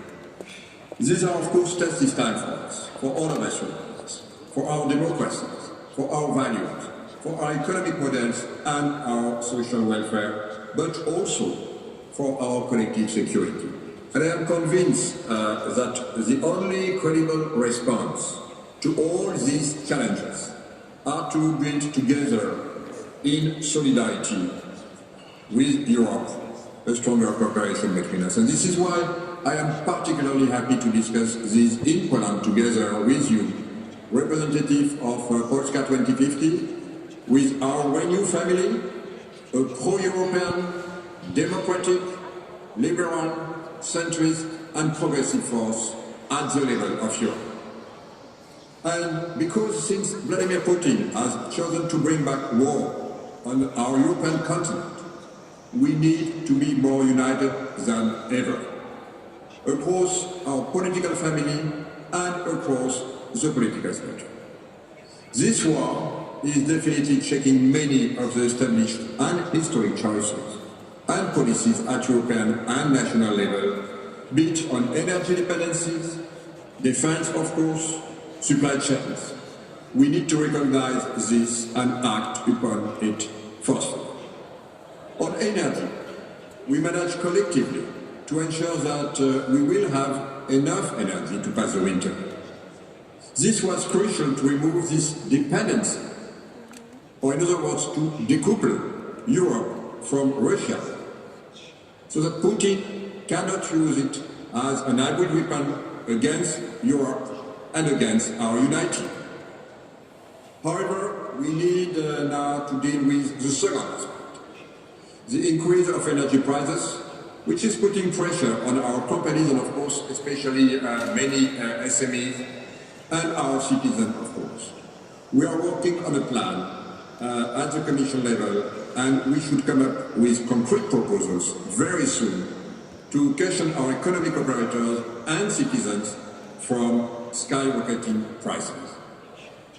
On defense, Europe is at a decisive moment. We have organized the transfer of weapons to Ukraine, and Poland played a very important role here.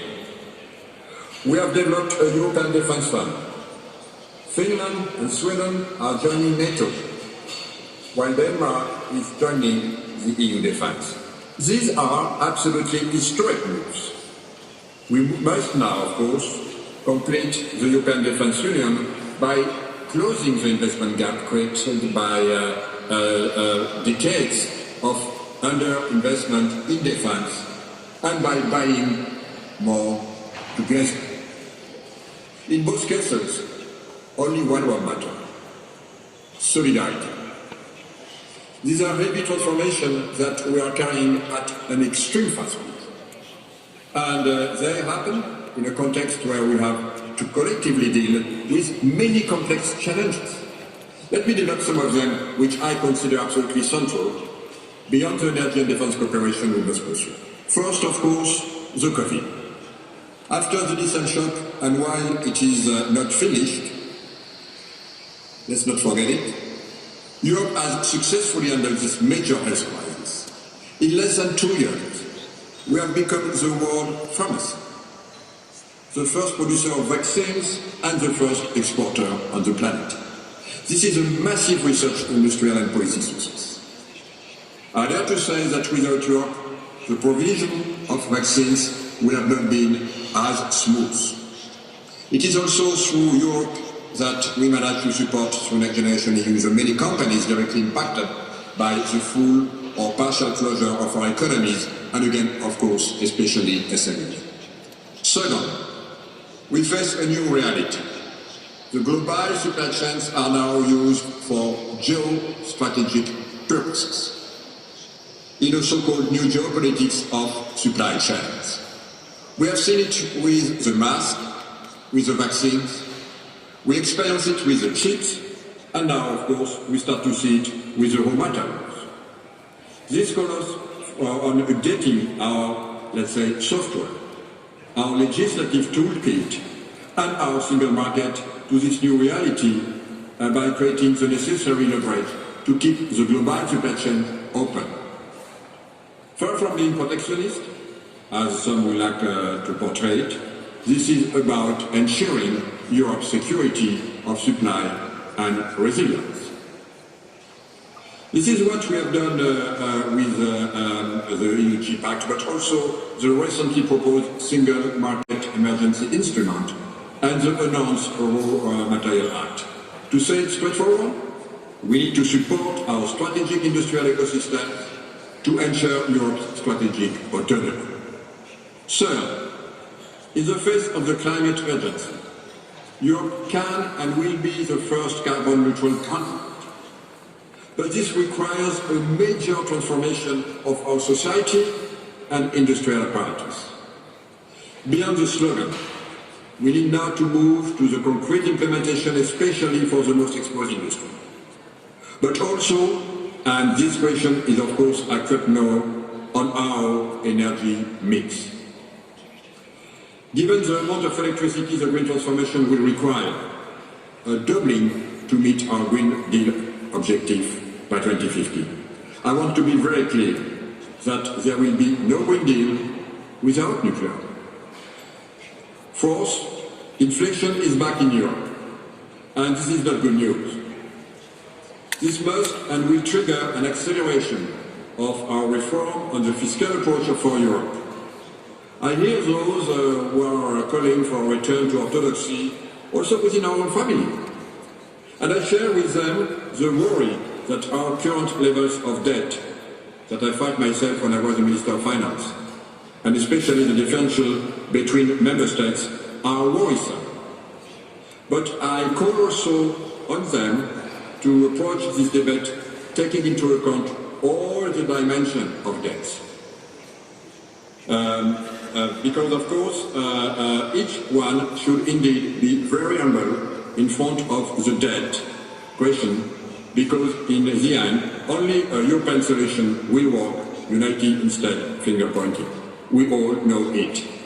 Finally, while many of the democratic fundamentals are put into questions across the world, Europe is the first democracy in the world. This creates upon all of us obligation, but also responsibility. We took our responsibilities in the digital world by organizing this space, putting an end to the Far West. Europe is the biggest digital market in the world, but until now it was fragmented. With the DSA and the DMA, we have harmonized the rules across the single market, making Europe very attractive. Equally, I believe we need also to take our responsibilities to keep a unity for the 27 at a moment where more than ever this unity is tested. And this unity, this is why I would like to say that there is no room for compromise on what cements Europe, the full respect of the rule of law. One word of SMEs, in the face of all these challenges, our economic operators are greatly exposed. After suffering of the consequences of the COVID crisis, companies are now particularly affected by soaring energy prices, inflation, and now supply chain bottleneck. And this is a major shock for many of our companies, but especially for the 25 million of European SMEs, which are employing not less than 100 million people all across Europe. In Poland, with more than 2 million SMEs out of 2.3 million companies, so 99.8%, representing 66% of jobs and more than 140 billion euros of value added. This issue is absolutely and particularly accurate. And that is why we are working, as announced by Commission President Ursula von der Leyen, on a European SME package as a lifeline in troubled water. This package should support SMEs in three main areas. First, secure cash flow by combating later payment once and for all. Less than 40% of the payment in the EU are made within the contractual deadline. 1 out of 4 bankruptcies are due to invoices not being paid on time, and this is not acceptable, and we will change that. Second, simplify. Where a big company spends €1 per employee to comply with a regulatory duty, a medium-sized company spends around €4, and a small business up to €10. Entrepreneurs need legislation that is clear, easy to implement, and avoids disproportionate cost. We will work for a proposal for a single set of tax rules for doing business in Europe. We will also make sure our single market works, allowing SMEs to trade in, of course, the EU without borders. And third, invest. Through the RFF, 44 billion euros of measures to support SMEs are foreseen in 22 national plans, and SMEs can benefit from broader measures worth almost 110 billion euros. We need to make sure this money reaches now SMEs on the ground. For this, the government must, of course, respect its commitments. We'll continue to invest in equity and loans in SMEs through InvestEU, while we will complement this in strategic sectors with the EU Sovereignty Fund announced. As a conclusion, I would like to say a word to our liberal family. Because under the successive leadership of Dacian and Stefan, I believe we have managed to consolidate a very influential group at the European Parliament, a deal-maker group. There are also an increasing number of leaders in the European Council following latest elections in member states. We therefore have everything to make the second half of this mandate a true success for our family, but of course to promote an ambitious European agenda and in the general interest of Europe. But to continue to be influential, we need to be again united. Of course, respecting our diversity, and this is of course the work that Stefan is undergoing, and I wanted to commend his efforts to unite us and propose a common path. If we are to matter in the future, we have no choice. Thank you very much, and good to speak to all of you. Thank you.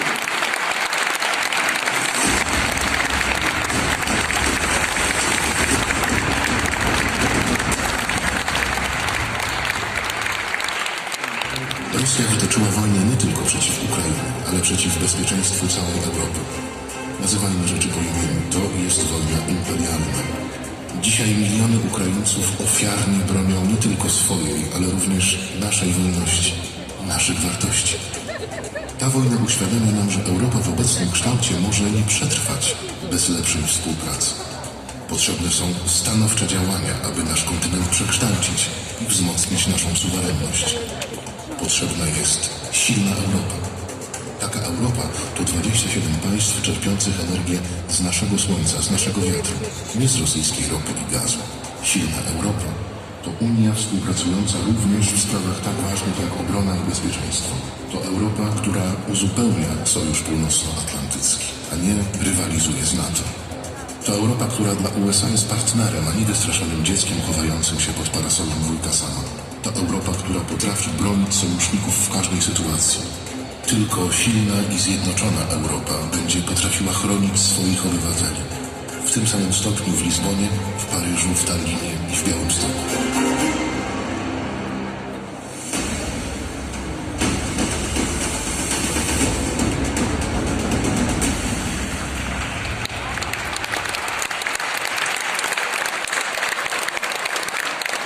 Let us thank Commissioner Breton for his words and, the broad picture, which is very complex. The challenges are huge ahead of us. We're fully aware of that. We know what to do, and obviously we want to be directly involved in the works which are ahead of us. We will do what needs to be done. We just need to remain united and to work together to overcome these obstacles. So now to you, introducing our next very special speaker to the stage.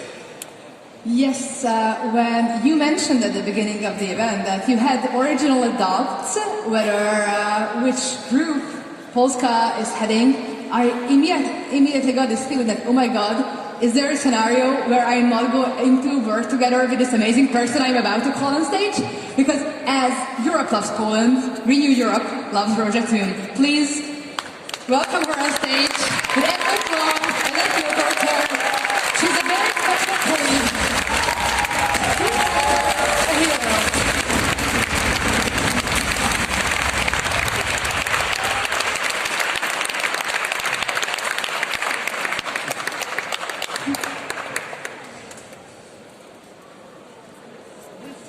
This welcome really. Proszę Państwa, ale kazaliście mi mówić o suwerenności, więc trzeba po tych miłych i ciepłych powitaniach przejść do tematu, w który wprowadził nas film, który przed chwilą oglądaliśmy. Ja sobie na ten temat przygotowałam kilka refleksji, którymi chciałabym się z Wami podzielić. A dlatego też chcę się nimi dzielić, bo to jest temat, suwerenność, o którym często się w Polsce mówi i bardzo różnie jest on postrzegany. Bardzo różne interpretacje są tego, czym ta suwerenność naprawdę jest. Odnosimy się do różnych autorytetów, które nas uczyły, mówiły, praktykowały suwerenność. I na przykład guru, na którego często powołuje się szef partii, niestety ciągle jeszcze rządzącej w Polsce, to niemiecki politolog, prawnik lat 30. i 40. zeszłego stulecia, Karl Schmitt. Otóż ten autorytet polityków PiS-u i samego Jarosława Kaczyńskiego twierdził, że suwerenny jest ten, kto może w swoim kraju wprowadzić stan wyjątkowy. A stan wyjątkowy to jest taki stan, w którym władca może zrobić ze swoimi obywatelami właściwie wszystko, co mu się podoba. Ja zupełnie inaczej niż Karl Schmitt i Jarosław Kaczyński rozumiem suwerenność. Dla mnie i z pewnością dla Was tutaj w tej sali rządzący krajem są tym bardziej suwerenni, im więcej mogą zrobić dla swoich obywateli, dla tych obywateli, którzy ich wybrali. Suwerenność w naszym rozumieniu to możliwość działania na rzecz obywateli, a nie bezkarne i nieuzasadnione odbieranie im wolności, ich możliwości działania, ich szczęścia. Absolutna niezależność jako taka nie stwarza dobrych warunków do tego, aby władza była dla obywatela, a nie po to, aby sobie owych obywateli zupełnie podporządkowywać. No, chyba że rozumiemy suwerenność tak, jak to rozumieją kolejni władcy Korei Północnej. No, wtedy to jest inna interpretacja. Każdy ma swoje autorytety. Zanim przystąpiłam do Renew Europe, w tej centrowej formacji politycznej uczestniczyło już przede mną kilkoro deputowanych z Polski. I proszę, niech Państwo mi pozwolą, że wspomnę dwóch z nich, Jan Kułakowski i Bronisław Geremek.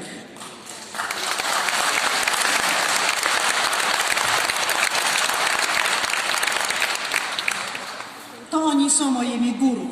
Jan Kułakowski i Bronisław Geremek i oni Ci poprzednicy w naszej formacji politycznej kładli ogromny nacisk na to, żeby nie używać tego popularnego sformułowania, które często pojawia się w tekstach pisanych i mówionych i w debatach, a brzmi z grubsza tak.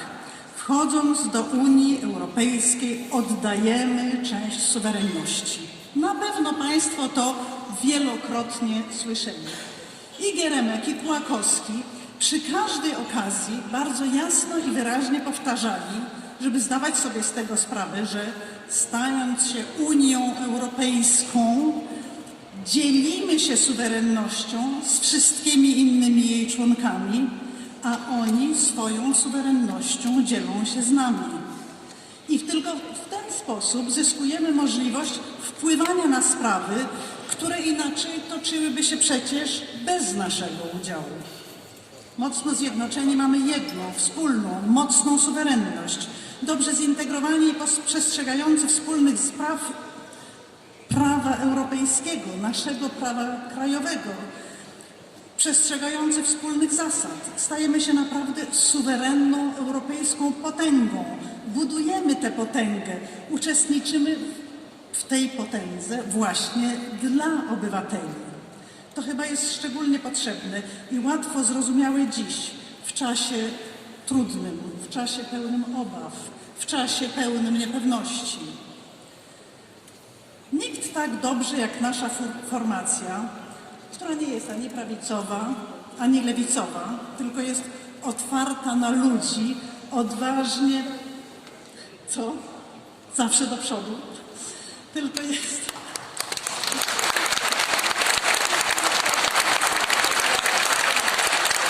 to są oklaski dla Pauliny. Nasza formacja, słuchajcie, patrzy właśnie do przodu, na kilka pokoleń do przodu i nikt lepiej niż my nie rozumie tego, że my siłę, dobrobyt, wolność, słowem suwerenność budujemy nie każdy osobno, tylko wyłącznie wspólnie. Przed chwilą słuchaliśmy komisarza Thierry Breton. On jest odpowiedzialny za wspólny europejski rynek. To jest ta polityka, w której dosłownie i namacalnie znajdujemy mnóstwo dowodów naszej suwerenności. Na tym wspólnym rynku właśnie jest wiele konkretnych przykładów, decyzji, funkcjonowania, gdzie najlepiej widać siłę wspólnoty, siłę, która ułatwia życie mieszkańcom Unii. Szymon wspominał przed chwilą roaming. Chciałabym wziąć jeszcze inny przykład z ostatnich tygodni, dla mnie szczególnie bliski, bo pracowałam nad nim dużo razem z moim znakomitym zespołem, który zresztą jest na tej sali. Jedna ładowarka do telefonów i wszystkich elektronicznych urządzeń przenośnych.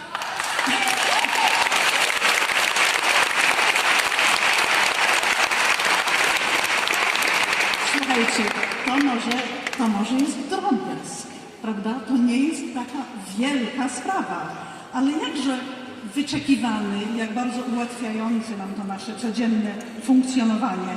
I proszę mi teraz powiedzieć, który kraj członkowski sam, osobno mógłby wymusić na Apple, żeby dostosował się do jego norm? Który kraj członkowski mógłby wymusić na Apple harmonizację? Gwarantuję Wam, żaden. Ale razem udało się nam to zrobić. Zmusiliśmy nie tylko Apple, ale wszyscy inni, którzy chcą funkcjonować na naszym rynku, żeby stosować się do tego, co myśmy sobie zdecydowali. Bo to my decydujemy o porządkach u nas. Może powoli, może jeszcze niewystarczająco, może to dlatego, że jeszcze wielu nie zrozumiało, że samo nic się nie zrobi, tylko to naszym zaangażowaniem my, obywatele Unii Europejskiej, musimy zorganizować sobie naszą siłę, nasz dobrobyt, nasze bezpieczeństwo, naszą suwerenność właśnie. A są tacy, którzy suwerenność mylą z autarkią i wmawiają nam, że to właśnie ta osobność daje niezawisłość. I tacy politycy histerycznie bronią się przed wspólnymi zasadami, wspólnym przestrzeganiem rządów prawa, praw człowieka, przed wspólnym dbaniem o środowisko naturalne, przed wspólnymi zasadami zasadami w gospodarce i przed wspólną walutą, o której dzisiaj była mowa. Tymczasem spójrzmy. My dziś za kredyty płacimy w Polsce 6 razy więcej niż płacą Francuzi, Hiszpanie, Portugalczycy. Zależność jest bardzo jasna, czytelna i widoczna. Tam, gdzie jest euro, kredyty są tańsze.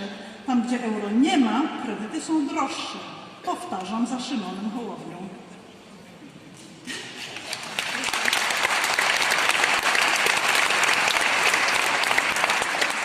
Jesteśmy chyba jedyną partią w Polsce, która przyjęcie euro ma w swoim programie. Głośno i wyraźnie o tym mówi.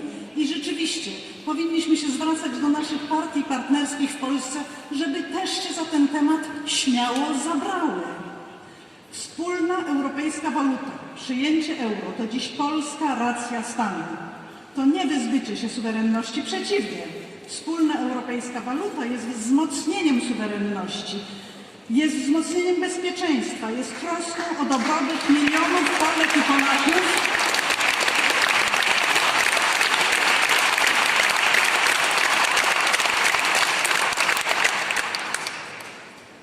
I to były brawa dla Szymona Hołowni, bo to są jego słowa.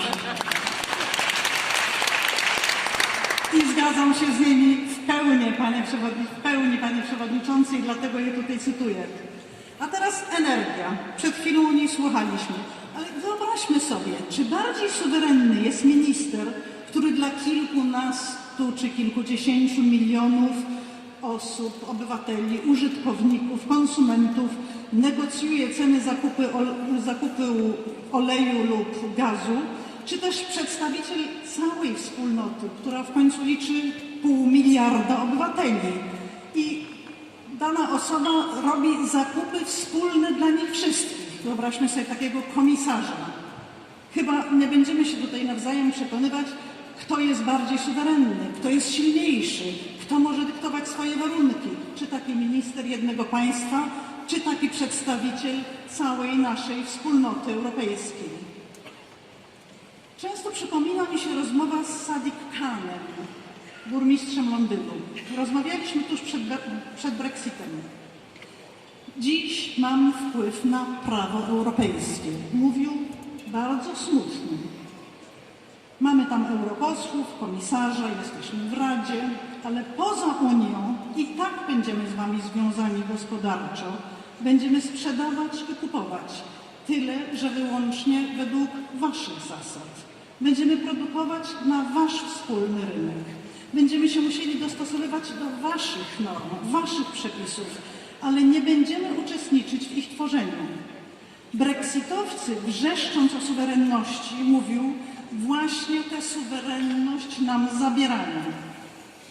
Bardzo rozgoryczony, na tarasie w ratuszu wskazywał dłonią na drugą stronę tamizy, na Traitors Gate, wejście do potwornego więzienia znajdującego się w Tower.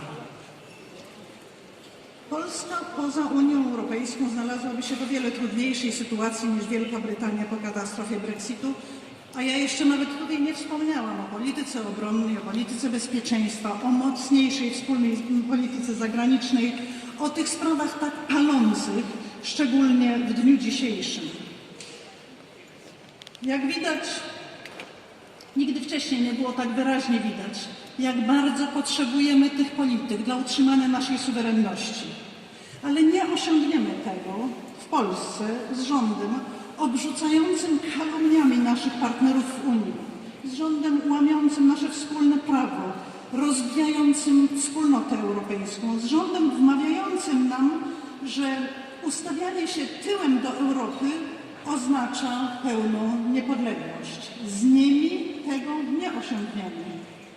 Jednak ja jestem przekonana, że osiągniemy nasze cele przy współpracy z naszym wspaniałym partnerem, z naszymi przyjaciółmi z Renew Europe, z tobą, Stefan, i wszystkimi, którzy tu jesteście.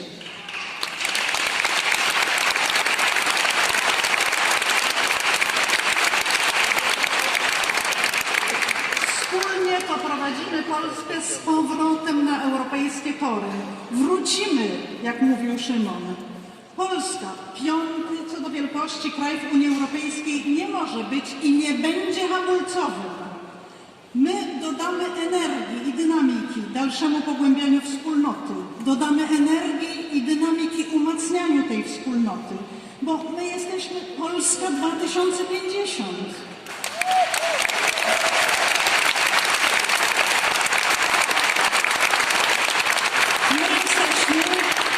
My jesteśmy z Renew Europe i wiemy, że niepodlegli możemy być tylko wspólnie. Dzieląc się tą naszą suwerennością dla dobra nas samych i dla dobra wszystkich mieszkańców Europy. I zgadzam się z Wami. Stefan, Szymon, w tym duchu odnowimy Polskę and we will renew Europe. Dziękuję.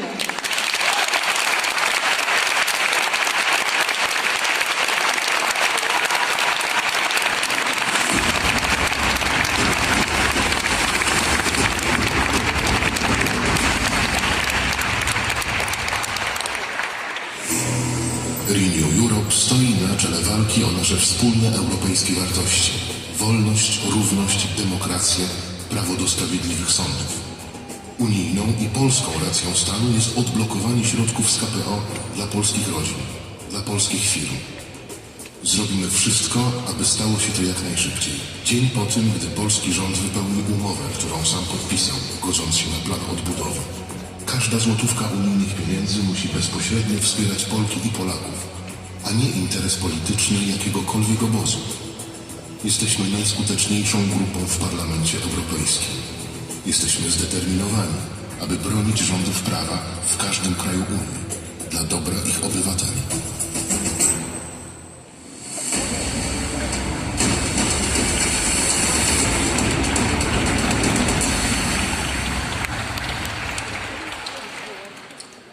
Bardzo dziękuję. Thank you, Róża, for your words, for your message. You're a real rock star. Not only a rock star, you're a treasure for all of us. Thank you again.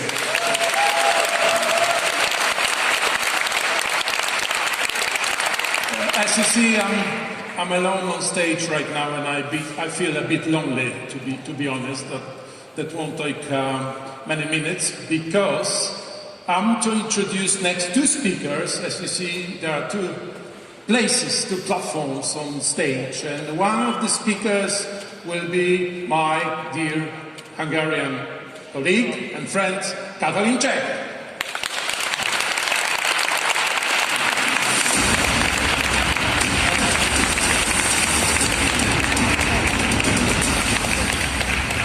Let me also welcome to the stage our Dutch colleague and friend, Malik Asmani, member of the European Parliament and first Vice President of Renew Europe. Malik.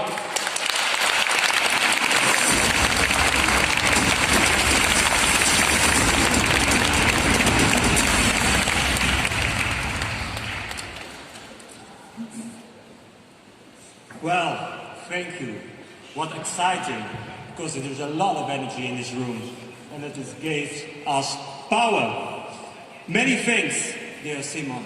Many thanks, you, Mikael. Many thanks to you also, Rosa, and of course all the friends of Polska 2050 and Stefan to have us here today in this Congress here in Warszawa. And also to have the opportunity to discuss a topic that's very dear for our political group, and that's the values of the European Union. The EU is founded on values.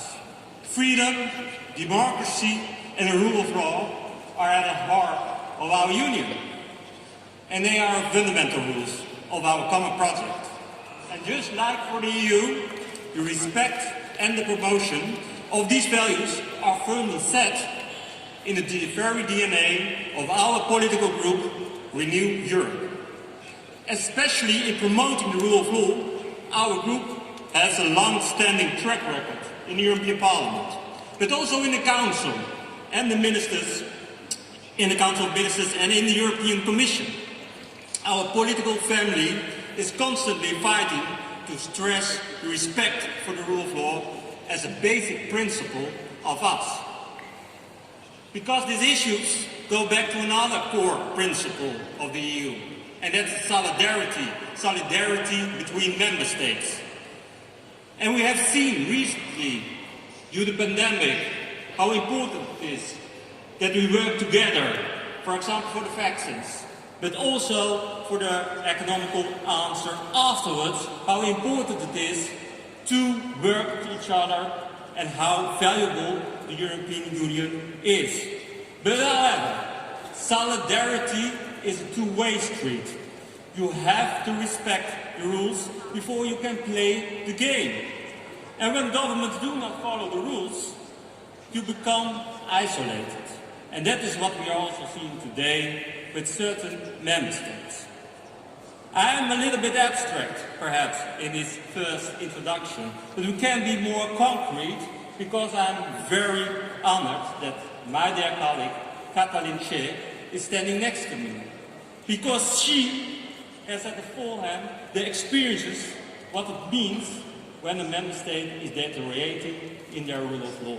Dus please, Katalin, can you tell us more about, in practice, how it works in Hungary and what the EU is responding to it? Katalin. Well, thank you, Malik.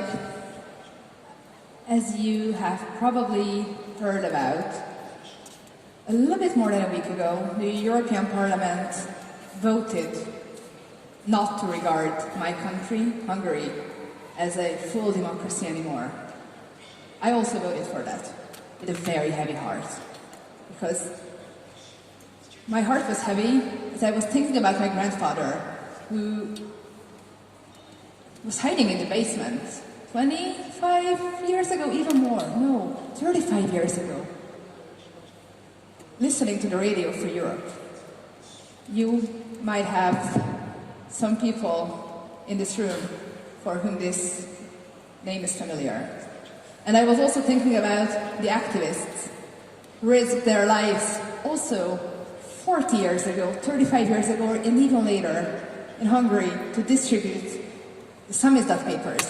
That's the way how we called it. Where they were advocating for Hungary to belong to the Transatlantic Alliance, to Europe. And we thought for quite a long time that we are on the right track. But right now, as I stand here, it looks like that my generation, the generation of my party momentum, is the first and only generation in Hungary that was born and raised in a free country. All thanks to a guy, a politician, who became famous for sending the Russians away very publicly. And a couple of decades later, he was also the one who invited them back. You know, many of us might consider the rule of law as something really very intangible, something very abstract. But what I always say about this is the rule of law, the European values, are something like fresh air. You don't really pay too much attention to it. But when it is lacking, you really, really, really feel it. And this is what my country has been going through for the past 12 years. We got to a point where people started to ignore backsliding to an extent that nowadays opposition activists can be taken away by the police just for posting critical comments on Facebook. We got to a point where newspapers, television channels can be closed down just at the will of the power who is afraid to answer hard questions. We got to a point where teachers are reprimanded for having a political opinion, where political activists, political candidates are threatened with the loss of their jobs if they want to run at an election. And this all happened when my country was a member of the European Union. So it's very, very, very clear that there are some big problems within our community which we have to fix. But, you know, democratic backsliding is very often regarded as a Hungary problem or a problem of isolated countries. And I believe that this is a very, very dangerous solution. Just to avoid it, marginalize it. It couldn't happen anywhere else, right? That's not true. Democratic backsliding is a process that has been happening inside our union and that really, really challenges our possibility to fight against autocrats abroad. If we want to defend democracy, we have to do it not only outside the EU, but also inside.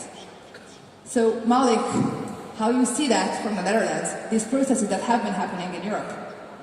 What can we do against that? Well, unfortunately, we indeed see today an increasing number of member states in the EU that turn away from the union values. We have seen, for example, worrying developments regarding the rule of law in Slovenia, and our dear colleague Irena Joveva will also elaborate on this afterwards, because it's very good to see. It's about the past government of Prime Minister Janša, and we have now a liberal renewed forces over there in lead. Dus you can overcome and you can win. And that's, I think, a very good message. But unfortunately, we see also developments in Bulgaria, but also in Greece, for example, when we talk about the freedom of media, and even recently in Spain. And what will happen today after elections in Italy? I don't know, but I'm scared. If really the far-right populists of Fratelli d'Italia will win, I don't know how it will happen with the rule of law also in Italy. It's a worrying trend, and it undermines the mutual trust between member states, which is a very dangerous development, considering that trust underlines about every aspect in European Union cooperation. And in the EU, we are among friends. And from friends, you must be able to expect that they play by the same rules. And this is why that the Renew Europe do not compromise on these issues, which has led also to concrete results. For example, for instance, thanks to our political group, the European Union published its annual rule of law report, providing detailed information regarding the rule of state of play for each member state. This is also an essential step, as this information directly fits also into the context for enforcing the rule of law. And then another example, an effective measure that has been introduced thanks to the Renew Europe group, is making the reception of EU funds conditional upon respect for the rule of law. And I see also Valerie Hayek in our room, and I know also that she was very offensive to reach this as a result. And it's very important to achieve it. Dus thank you also for that, for your efforts, Valerie.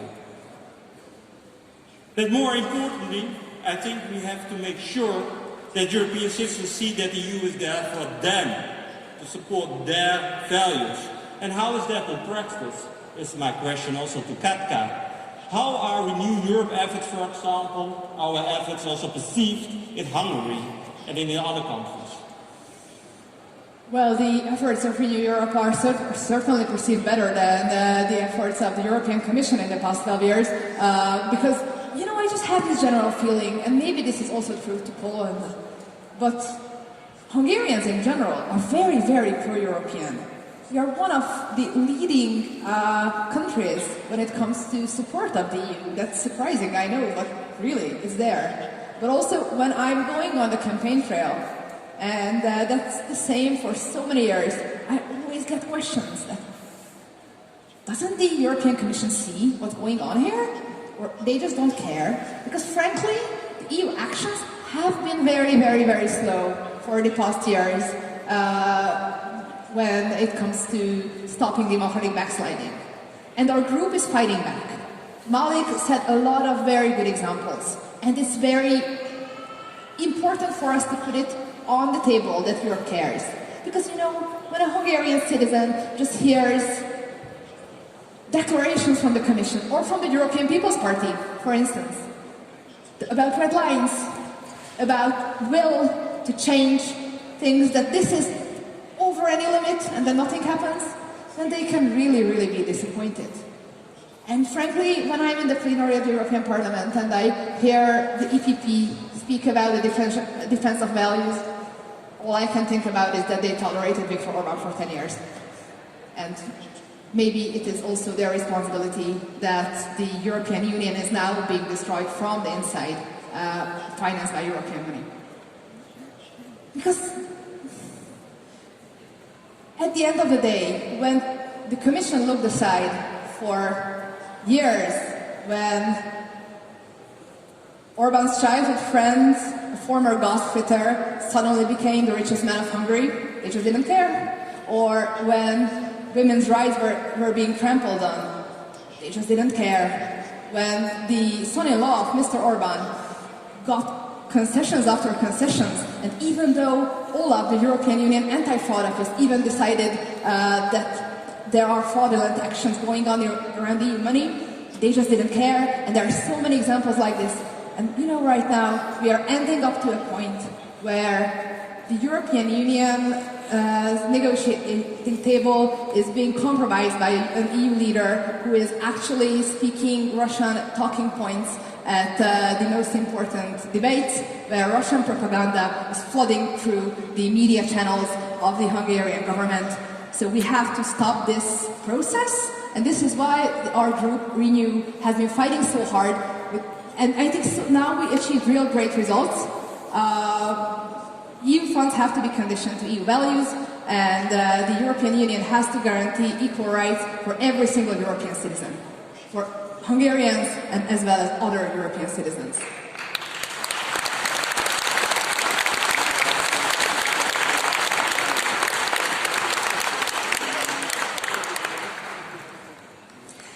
But, well, there are also, of course, other countries where these problems could be relevant. So, Malik, we are in Warsaw. Yeah, we are. What can you add to here? Yeah, let me first underline that we need to make a huge distinction between governments and citizens. Because if we talk about Poland, for example, you have a Polish government and we have Polish citizens. And both Polish citizens are entitled to receive the money of the Recovery and Resilience Fund. Let me be clear on that. I think it's most important.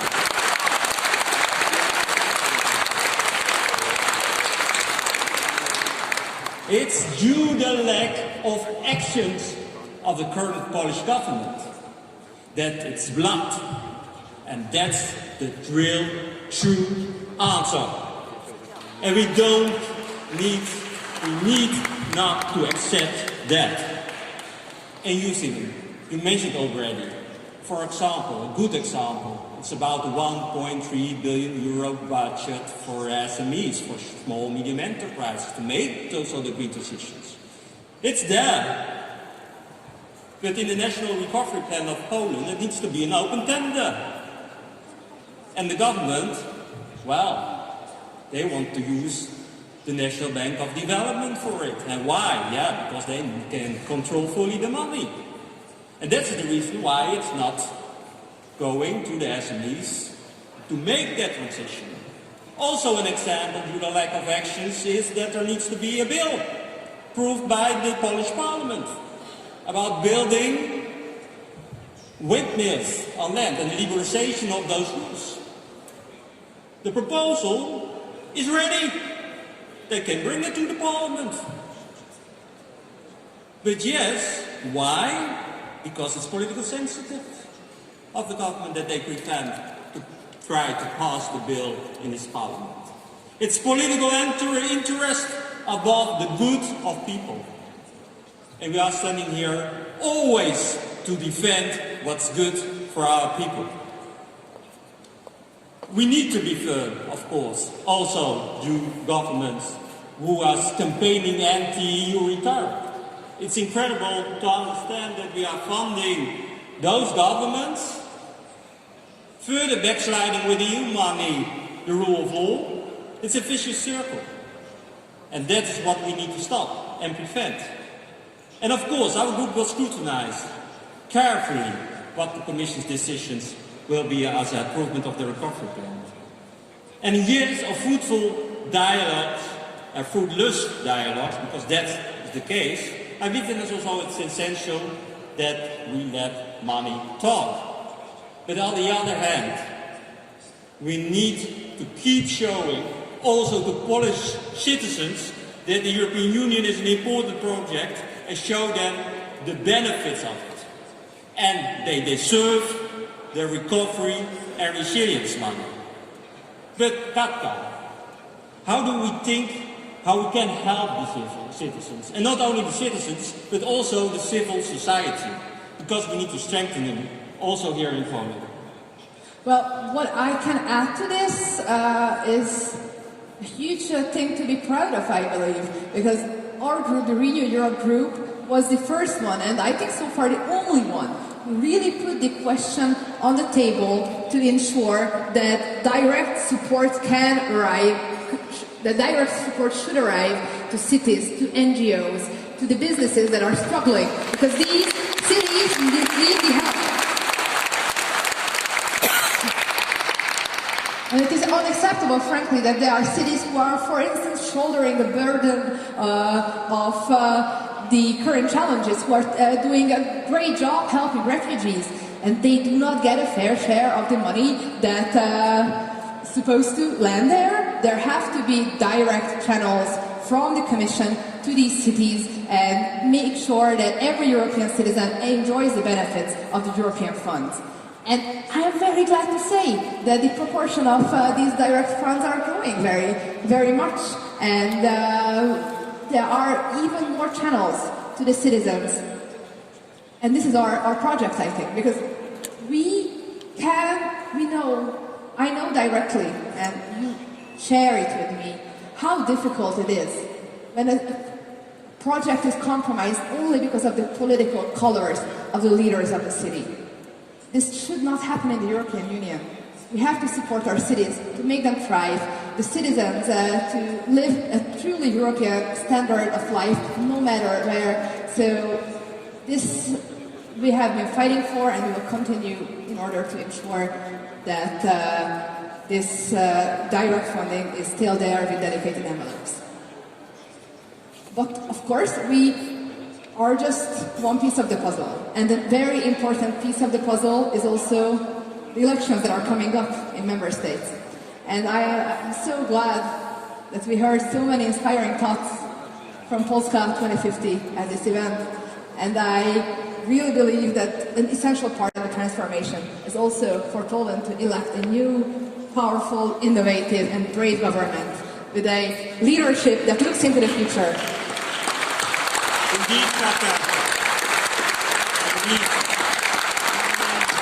Poland will, of course, have elections next year, and it is essential that the liberal voices also today gathering over here, it will be heard loudly also outside. And your political movement of Polska 2050 is going strongly. And with you tireless efforts, you will bring about the change of the course of Poland in the European Union. And it's not only benefiting Poland, but it's also benefiting the European Union. It's a decisive factor to make Europe more democratic, liberal and free. And please know, I think you know, but please know, you can always count on the support of Renew Europe, leading by Stefan, always in your efforts. And we are ready to join you, and we can win this important battle. We can win. We need to do it together. We fight together. We fight for a liberal, free and democratic Poland. We are fighting for a free, liberal, democratic Europe. And we are fighting together for a liberal, free and democratic world. Thank you very much.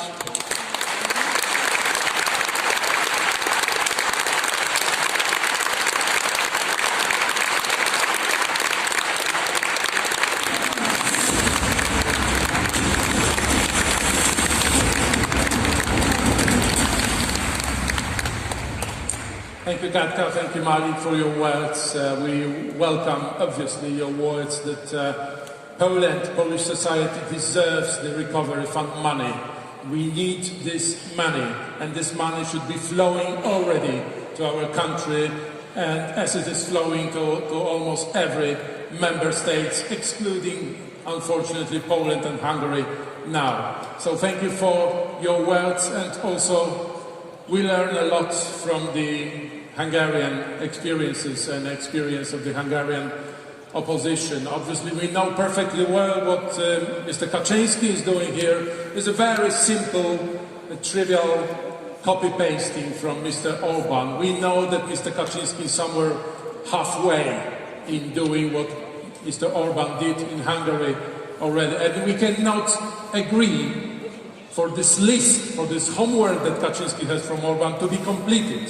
We cannot agree to that. Ladies and gentlemen, we are slowly coming to the end, to the conclusion of our Congress, the official part of our Congress. But before the end, last but not the least, we have a very interesting, I believe, speech for you and a statement from the side, from the country, which noted a very visible victory. Because we are all thinking how to win against Kaczynski's, Orban's, Aliansas of this world. And our Slovenian colleagues, our Slovenian friends, they did it. They won.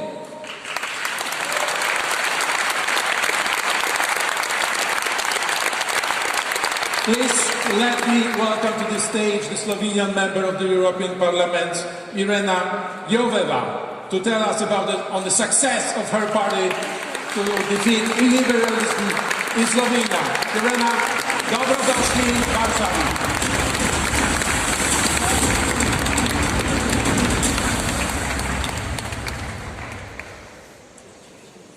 Hello, everyone. Witajcie, moi drodzy przyjacielcze. I hope I got it right. I want to thank you for organizing this really great event, and of course, thank you for having me. It's really a great honor for me to be here, and of course, amongst such great speakers, and I hope that you have enjoyed their insights as much as I have. Let me begin by listing some values once again, because it's important. Human dignity, freedom, democracy, equality, rule of law, and human rights. These are the 6 values that the EU has been founded on and that the EU prides itself on. But stepping back from those values can also be what could potentially or eventually break the EU, as it's becoming an increasingly popular target of attacks by the leading actors of illiberal populism. For several years now, we have been seeing a profound transformation of the democracies in the European Union. We have seen the multiplied and intensified symptoms of democratic malaise, notably through the spread of support for radical right populist political options, the spreading of illiberal tendencies, and increases in fragmentation, polarization, and volatility at the national and the EU levels. Violation of democratic standards and norms should never be allowed in the EU, nor should we allow breaches of any other core value. But unfortunately, we are continuously witnessing their digression also in the member states, which was already mentioned. Notably, Hungary and Poland represent the 2 most problematic countries. But I also want to emphasize, it's not about the countries. The problematic ones are in the governments in those 2 countries.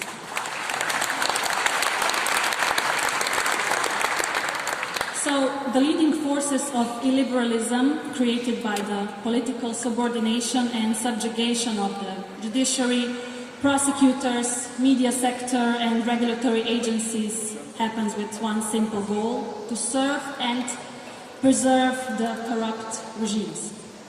There have also been several human rights violations, and to me personally, such backslidings are outrageous. However, we have been noticing also some other EU countries following their footsteps. Regrettably, my country, Slovenia, became one of them when in 2020, our far-right SDS party, led by Janez Janša, took over the government. And once in power, Viktor Orban's great friend and ally Janša began achieving his illiberal agenda by following the Orban's model step by step. First, by threatening and by pressuring journalists, including unprecedented public attacks on them on Twitter, of course, which has received tremendous amount of attention. Slovenia was also leading the presidency at the time. And then by his continuous and persistent efforts to injure the media freedom and to subdue the media landscape to the former government's will.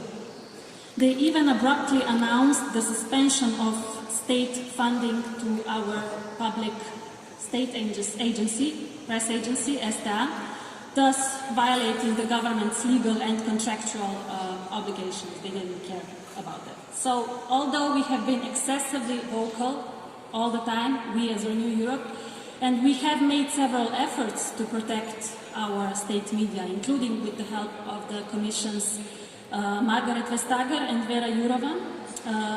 Janez Janša and his government's persistent efforts to injure freedom of the media do not cease yet.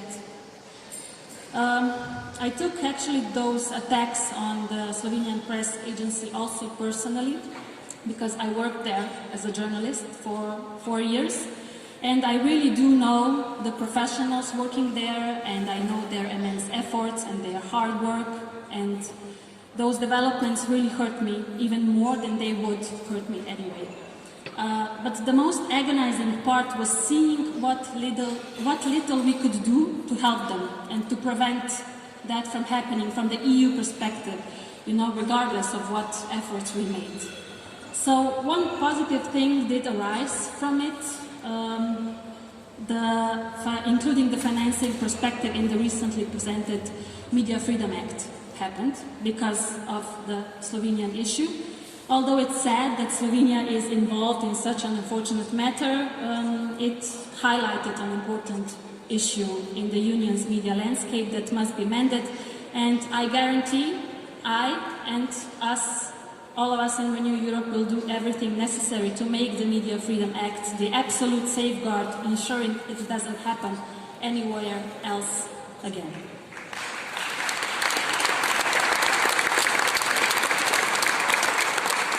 There have been also other violations, such as Janša's interference in appointing Slovenian EPPO delegated prosecutors, which led to their late appointment by the former government. It followed by several other transgressions. I could go on and on listing everything that went wrong until tomorrow, but I think it's better to look ahead. Because, luckily, in the national parliamentary elections that were held in the spring of this year, the Slovenian people spoke up and voted Janez Janša along with the SDS party out of the office, while electing the new liberal government with the biggest majority in Slovenian history.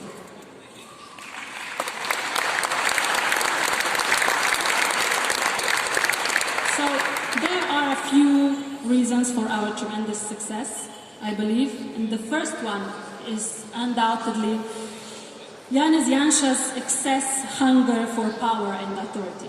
That was his biggest mistake he did. It was clearly displayed even more during the pandemic, and he went overboard, with his agenda driven by antagonism and of dissenters, mainly guided by hateful and resentful line against communism that led to his demise, because he blames communism for everything on this world, even the maybe climate changes, if you ask him. So our citizens noticed what was happening, and all we needed to do was to highlight all the wrongdoings and present them with facts. While we were informing people, they maintained their agenda of destruction, guided by their urge to subdue all state entities to their will and interest. So that was the fundamental distinction between us and between them, and people truly saw it this time. The second reason was the long-awaited unity of the liberal center in Slovenia, because we now have a consolidated, renewed, if you want, liberal bloc in Slovenia, and we are collectively fighting for our united values and our nation. And that really played also an immense factor in our success. And I really am, truly am incredibly proud of what we have been able to achieve in my country, because we have indeed won an important and much needed battle against illiberalism. However, it would be foolish to believe that we have won the war and erased the illiberal tendencies of our extremist right party. The legacy of their time in the government is unfortunately still very much present, especially or most notably in the past on politically oriented leadership of the RTV, the public television, public service, and the program council, in the broadcaster within which SDS continues their attacks on media freedom by preventing journalists from critical thinking. Still, we are doing our best, of course, to deal with the consequences of their destructive movements against our media freedom, and Janša, although wounded, is still present and very active in trying to undermine the current government by following his unmistakable agenda. I firmly believe that the rise of illiberal democracy, or perhaps even illiberal autocracies, is one of the biggest challenges we as the EU have. Attacks on our rights, our freedom, our democracies, our judiciary, our media freedom, our prosecutors, and our NGOs must not only be criticized by several adopted resolutions and press statements, but it must also be sanctioned without any compromises. Otherwise, we continuously let them thrive and exist in our community, and we will allow ourselves to be blackmailed by them, just like we have for years. Additionally, following the developments in already mentioned Bulgaria, Greece, Sweden, and Italy, we must take concrete action to ensure that we do not allow any more democratic backslides. In the EU, there should be and there is no room for power-hungry, corrupt politicians driven by clientelism that thrive by fostering conspiracy theories and exclusionary discourse. We must protect and nurture democracy and maintain the highest standard of political culture by any means necessary. We did just that in Slovenia. With the scheduled elections, luck was on our side, and Janša's term in office ended, subsequently passing his absurd and destructive agenda. Although the situation wasn't as dire as it is here in Poland or Hungary, we as united liberals were able to achieve greatness, as renewed liberals also. And I think that we as united, renewed liberals can preserve and overcome anything and anyone, especially those who do not deserve to be leading the citizens and the people. That's why we will, I think, I hope, and I'm sure, remain united in Slovenia in our liberal diversity and do everything needed to ensure that Slovenia doesn't see a Janša's government ever again. And I know that you can do it here too, and I know that you will. We will do it together. So,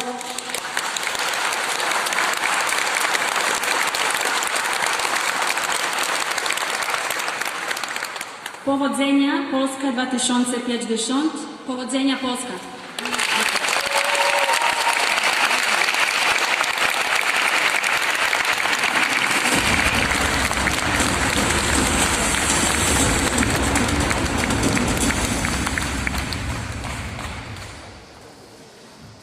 What an inspiring speech. Thank you very much, Irena.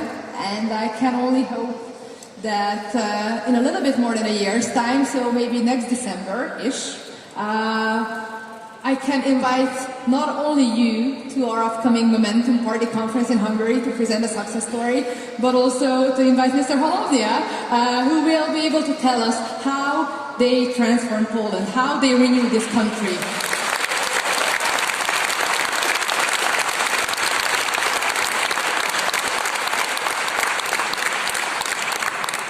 Just as a closing remark, let me just share a little story with you.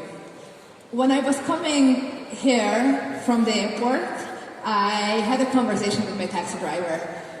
He was a guy a little bit younger than me, I think, and when we started to have this chat, he asked me, what do you work, what are you doing in Poland? And, saying that your job is being a politician is not necessarily the best way to start the conversation. Our profession really needs to restore trust, and this is what we are working on. But when I told him that I am in politics, he just told me that he's so disillusioned.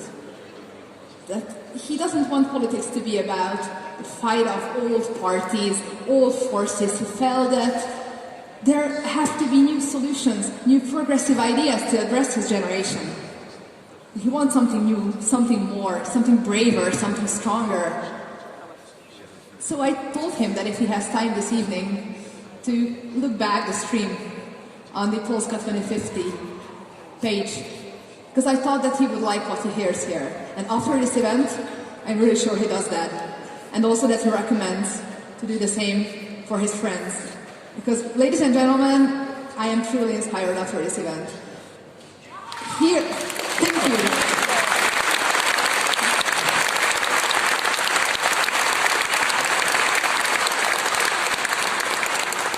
In such a challenging time that Europe lives through right now, it would be easy to be just disillusioned or passive or just to give up. But we shouldn't do it, shall we? This is why we are renewing Europe. We are renewing Europe, we are renewing Poland, we are renewing our continent with brave ideas, fresh solutions, fresh faces. What Polska 2050 offers to this country? Solutions. So, congratulations to all of you. You're amazing. So glad to have you in the Renew family. And thank you very much for this event. Thank you. I would ask you for additional dose of applause to go for Katka for being here today with me on stage.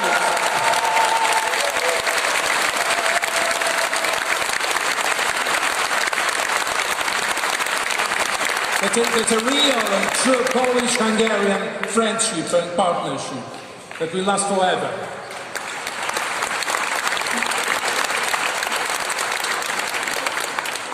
And then when I'm being in Budapest and I will jump to the taxi, I will be promoting your party momentum as well, as you did in Warsaw. Well, you see, I'm here to give you some orders. I already did one, hopefully. Yes, sir. Ladies and gentlemen, we heard a lot from this stage today, and I'm sure that you have lots of thoughts and reflections and impressions about what you heard, what was said, what are our values, our joint goals, our joint ambitions. Yes, we want to renew Europe. Yes, we are fully aware that the war is there. The war is next door from us here, from Warsaw. Over 6.5 million Ukrainians left Ukraine for Poland itself. A big part of them already returned home, but it's a huge army of people who had to leave their houses, their homes, their cities.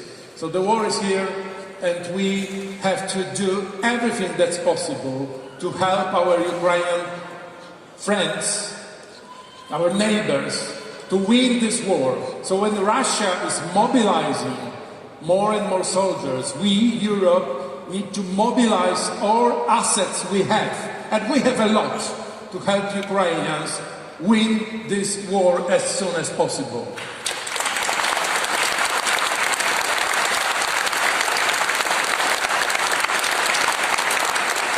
And eventually, Ukraine will become a member state of the European Union, because Ukraine is in Europe.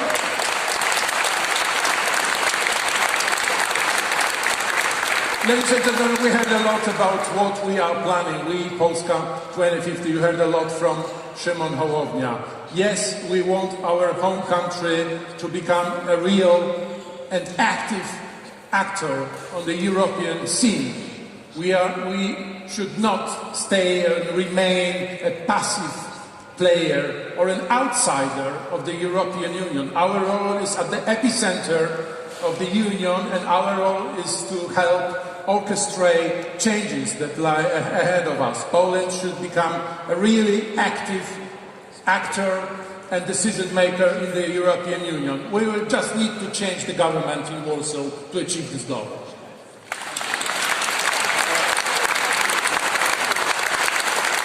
And yes, as Szymon said and Róża said as well, we want to have euro as our currency. It's not that we hate our own currency. We love our zloty. We just understand, and we hope more and more Poles will understand that the stability, the security in the future is in the eurozone. We cannot remain somewhere between eurozone and the ruble zone. It's no future here for us.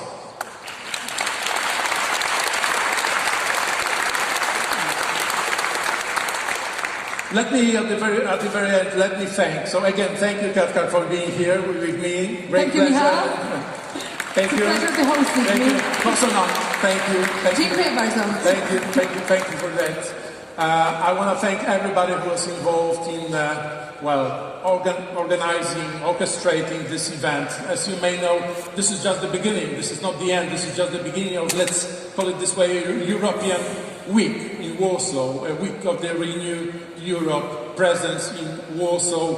We are happy to host some 300 guests from the Renew Europe family in Warsaw over today and the next 3 days. So we have lots of discussions, internal, external. We'll be discussing all important issues which are on the table right now in Europe, both energy and the rule of law, obviously, and the Ukraine, and what else can we do to help Ukraine. So there are lots more to come over the next days. Let me thank Stéphane Séjourné for bringing the whole group, the whole family to Warsaw.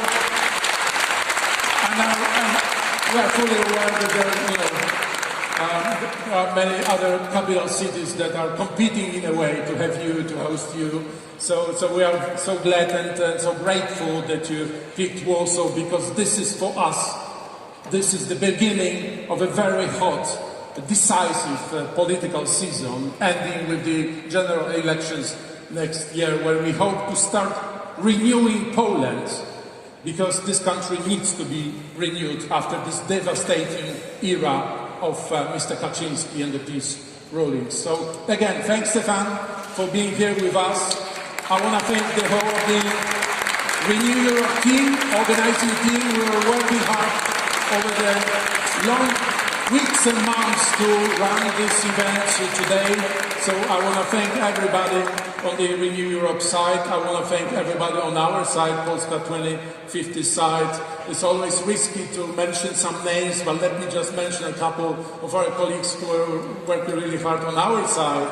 Let me thank and please offer some applause to Marta Cienkowska, Janek Szyszko, Bartek Bejman, Ania Radwan, Kasia Saturska, and many others.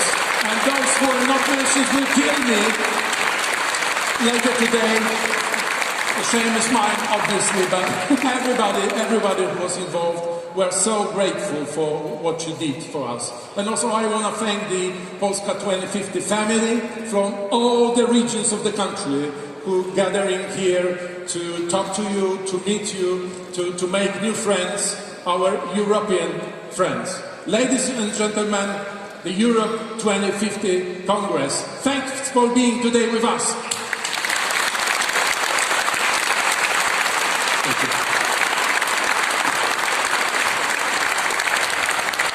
Right, now I want to invite members of the European Parliament, members of the Polish Parliament and speakers to the stage, to join us on the stage for the picture. Let's be quick.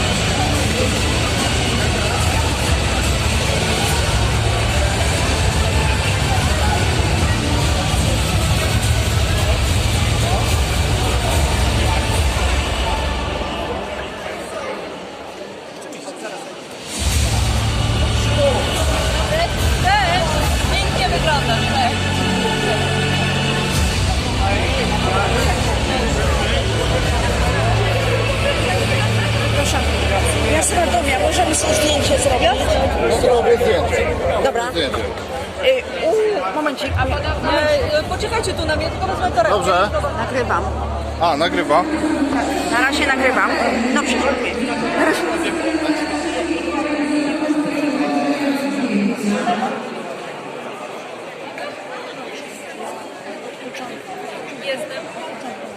Dobrze. Moment, już kończę.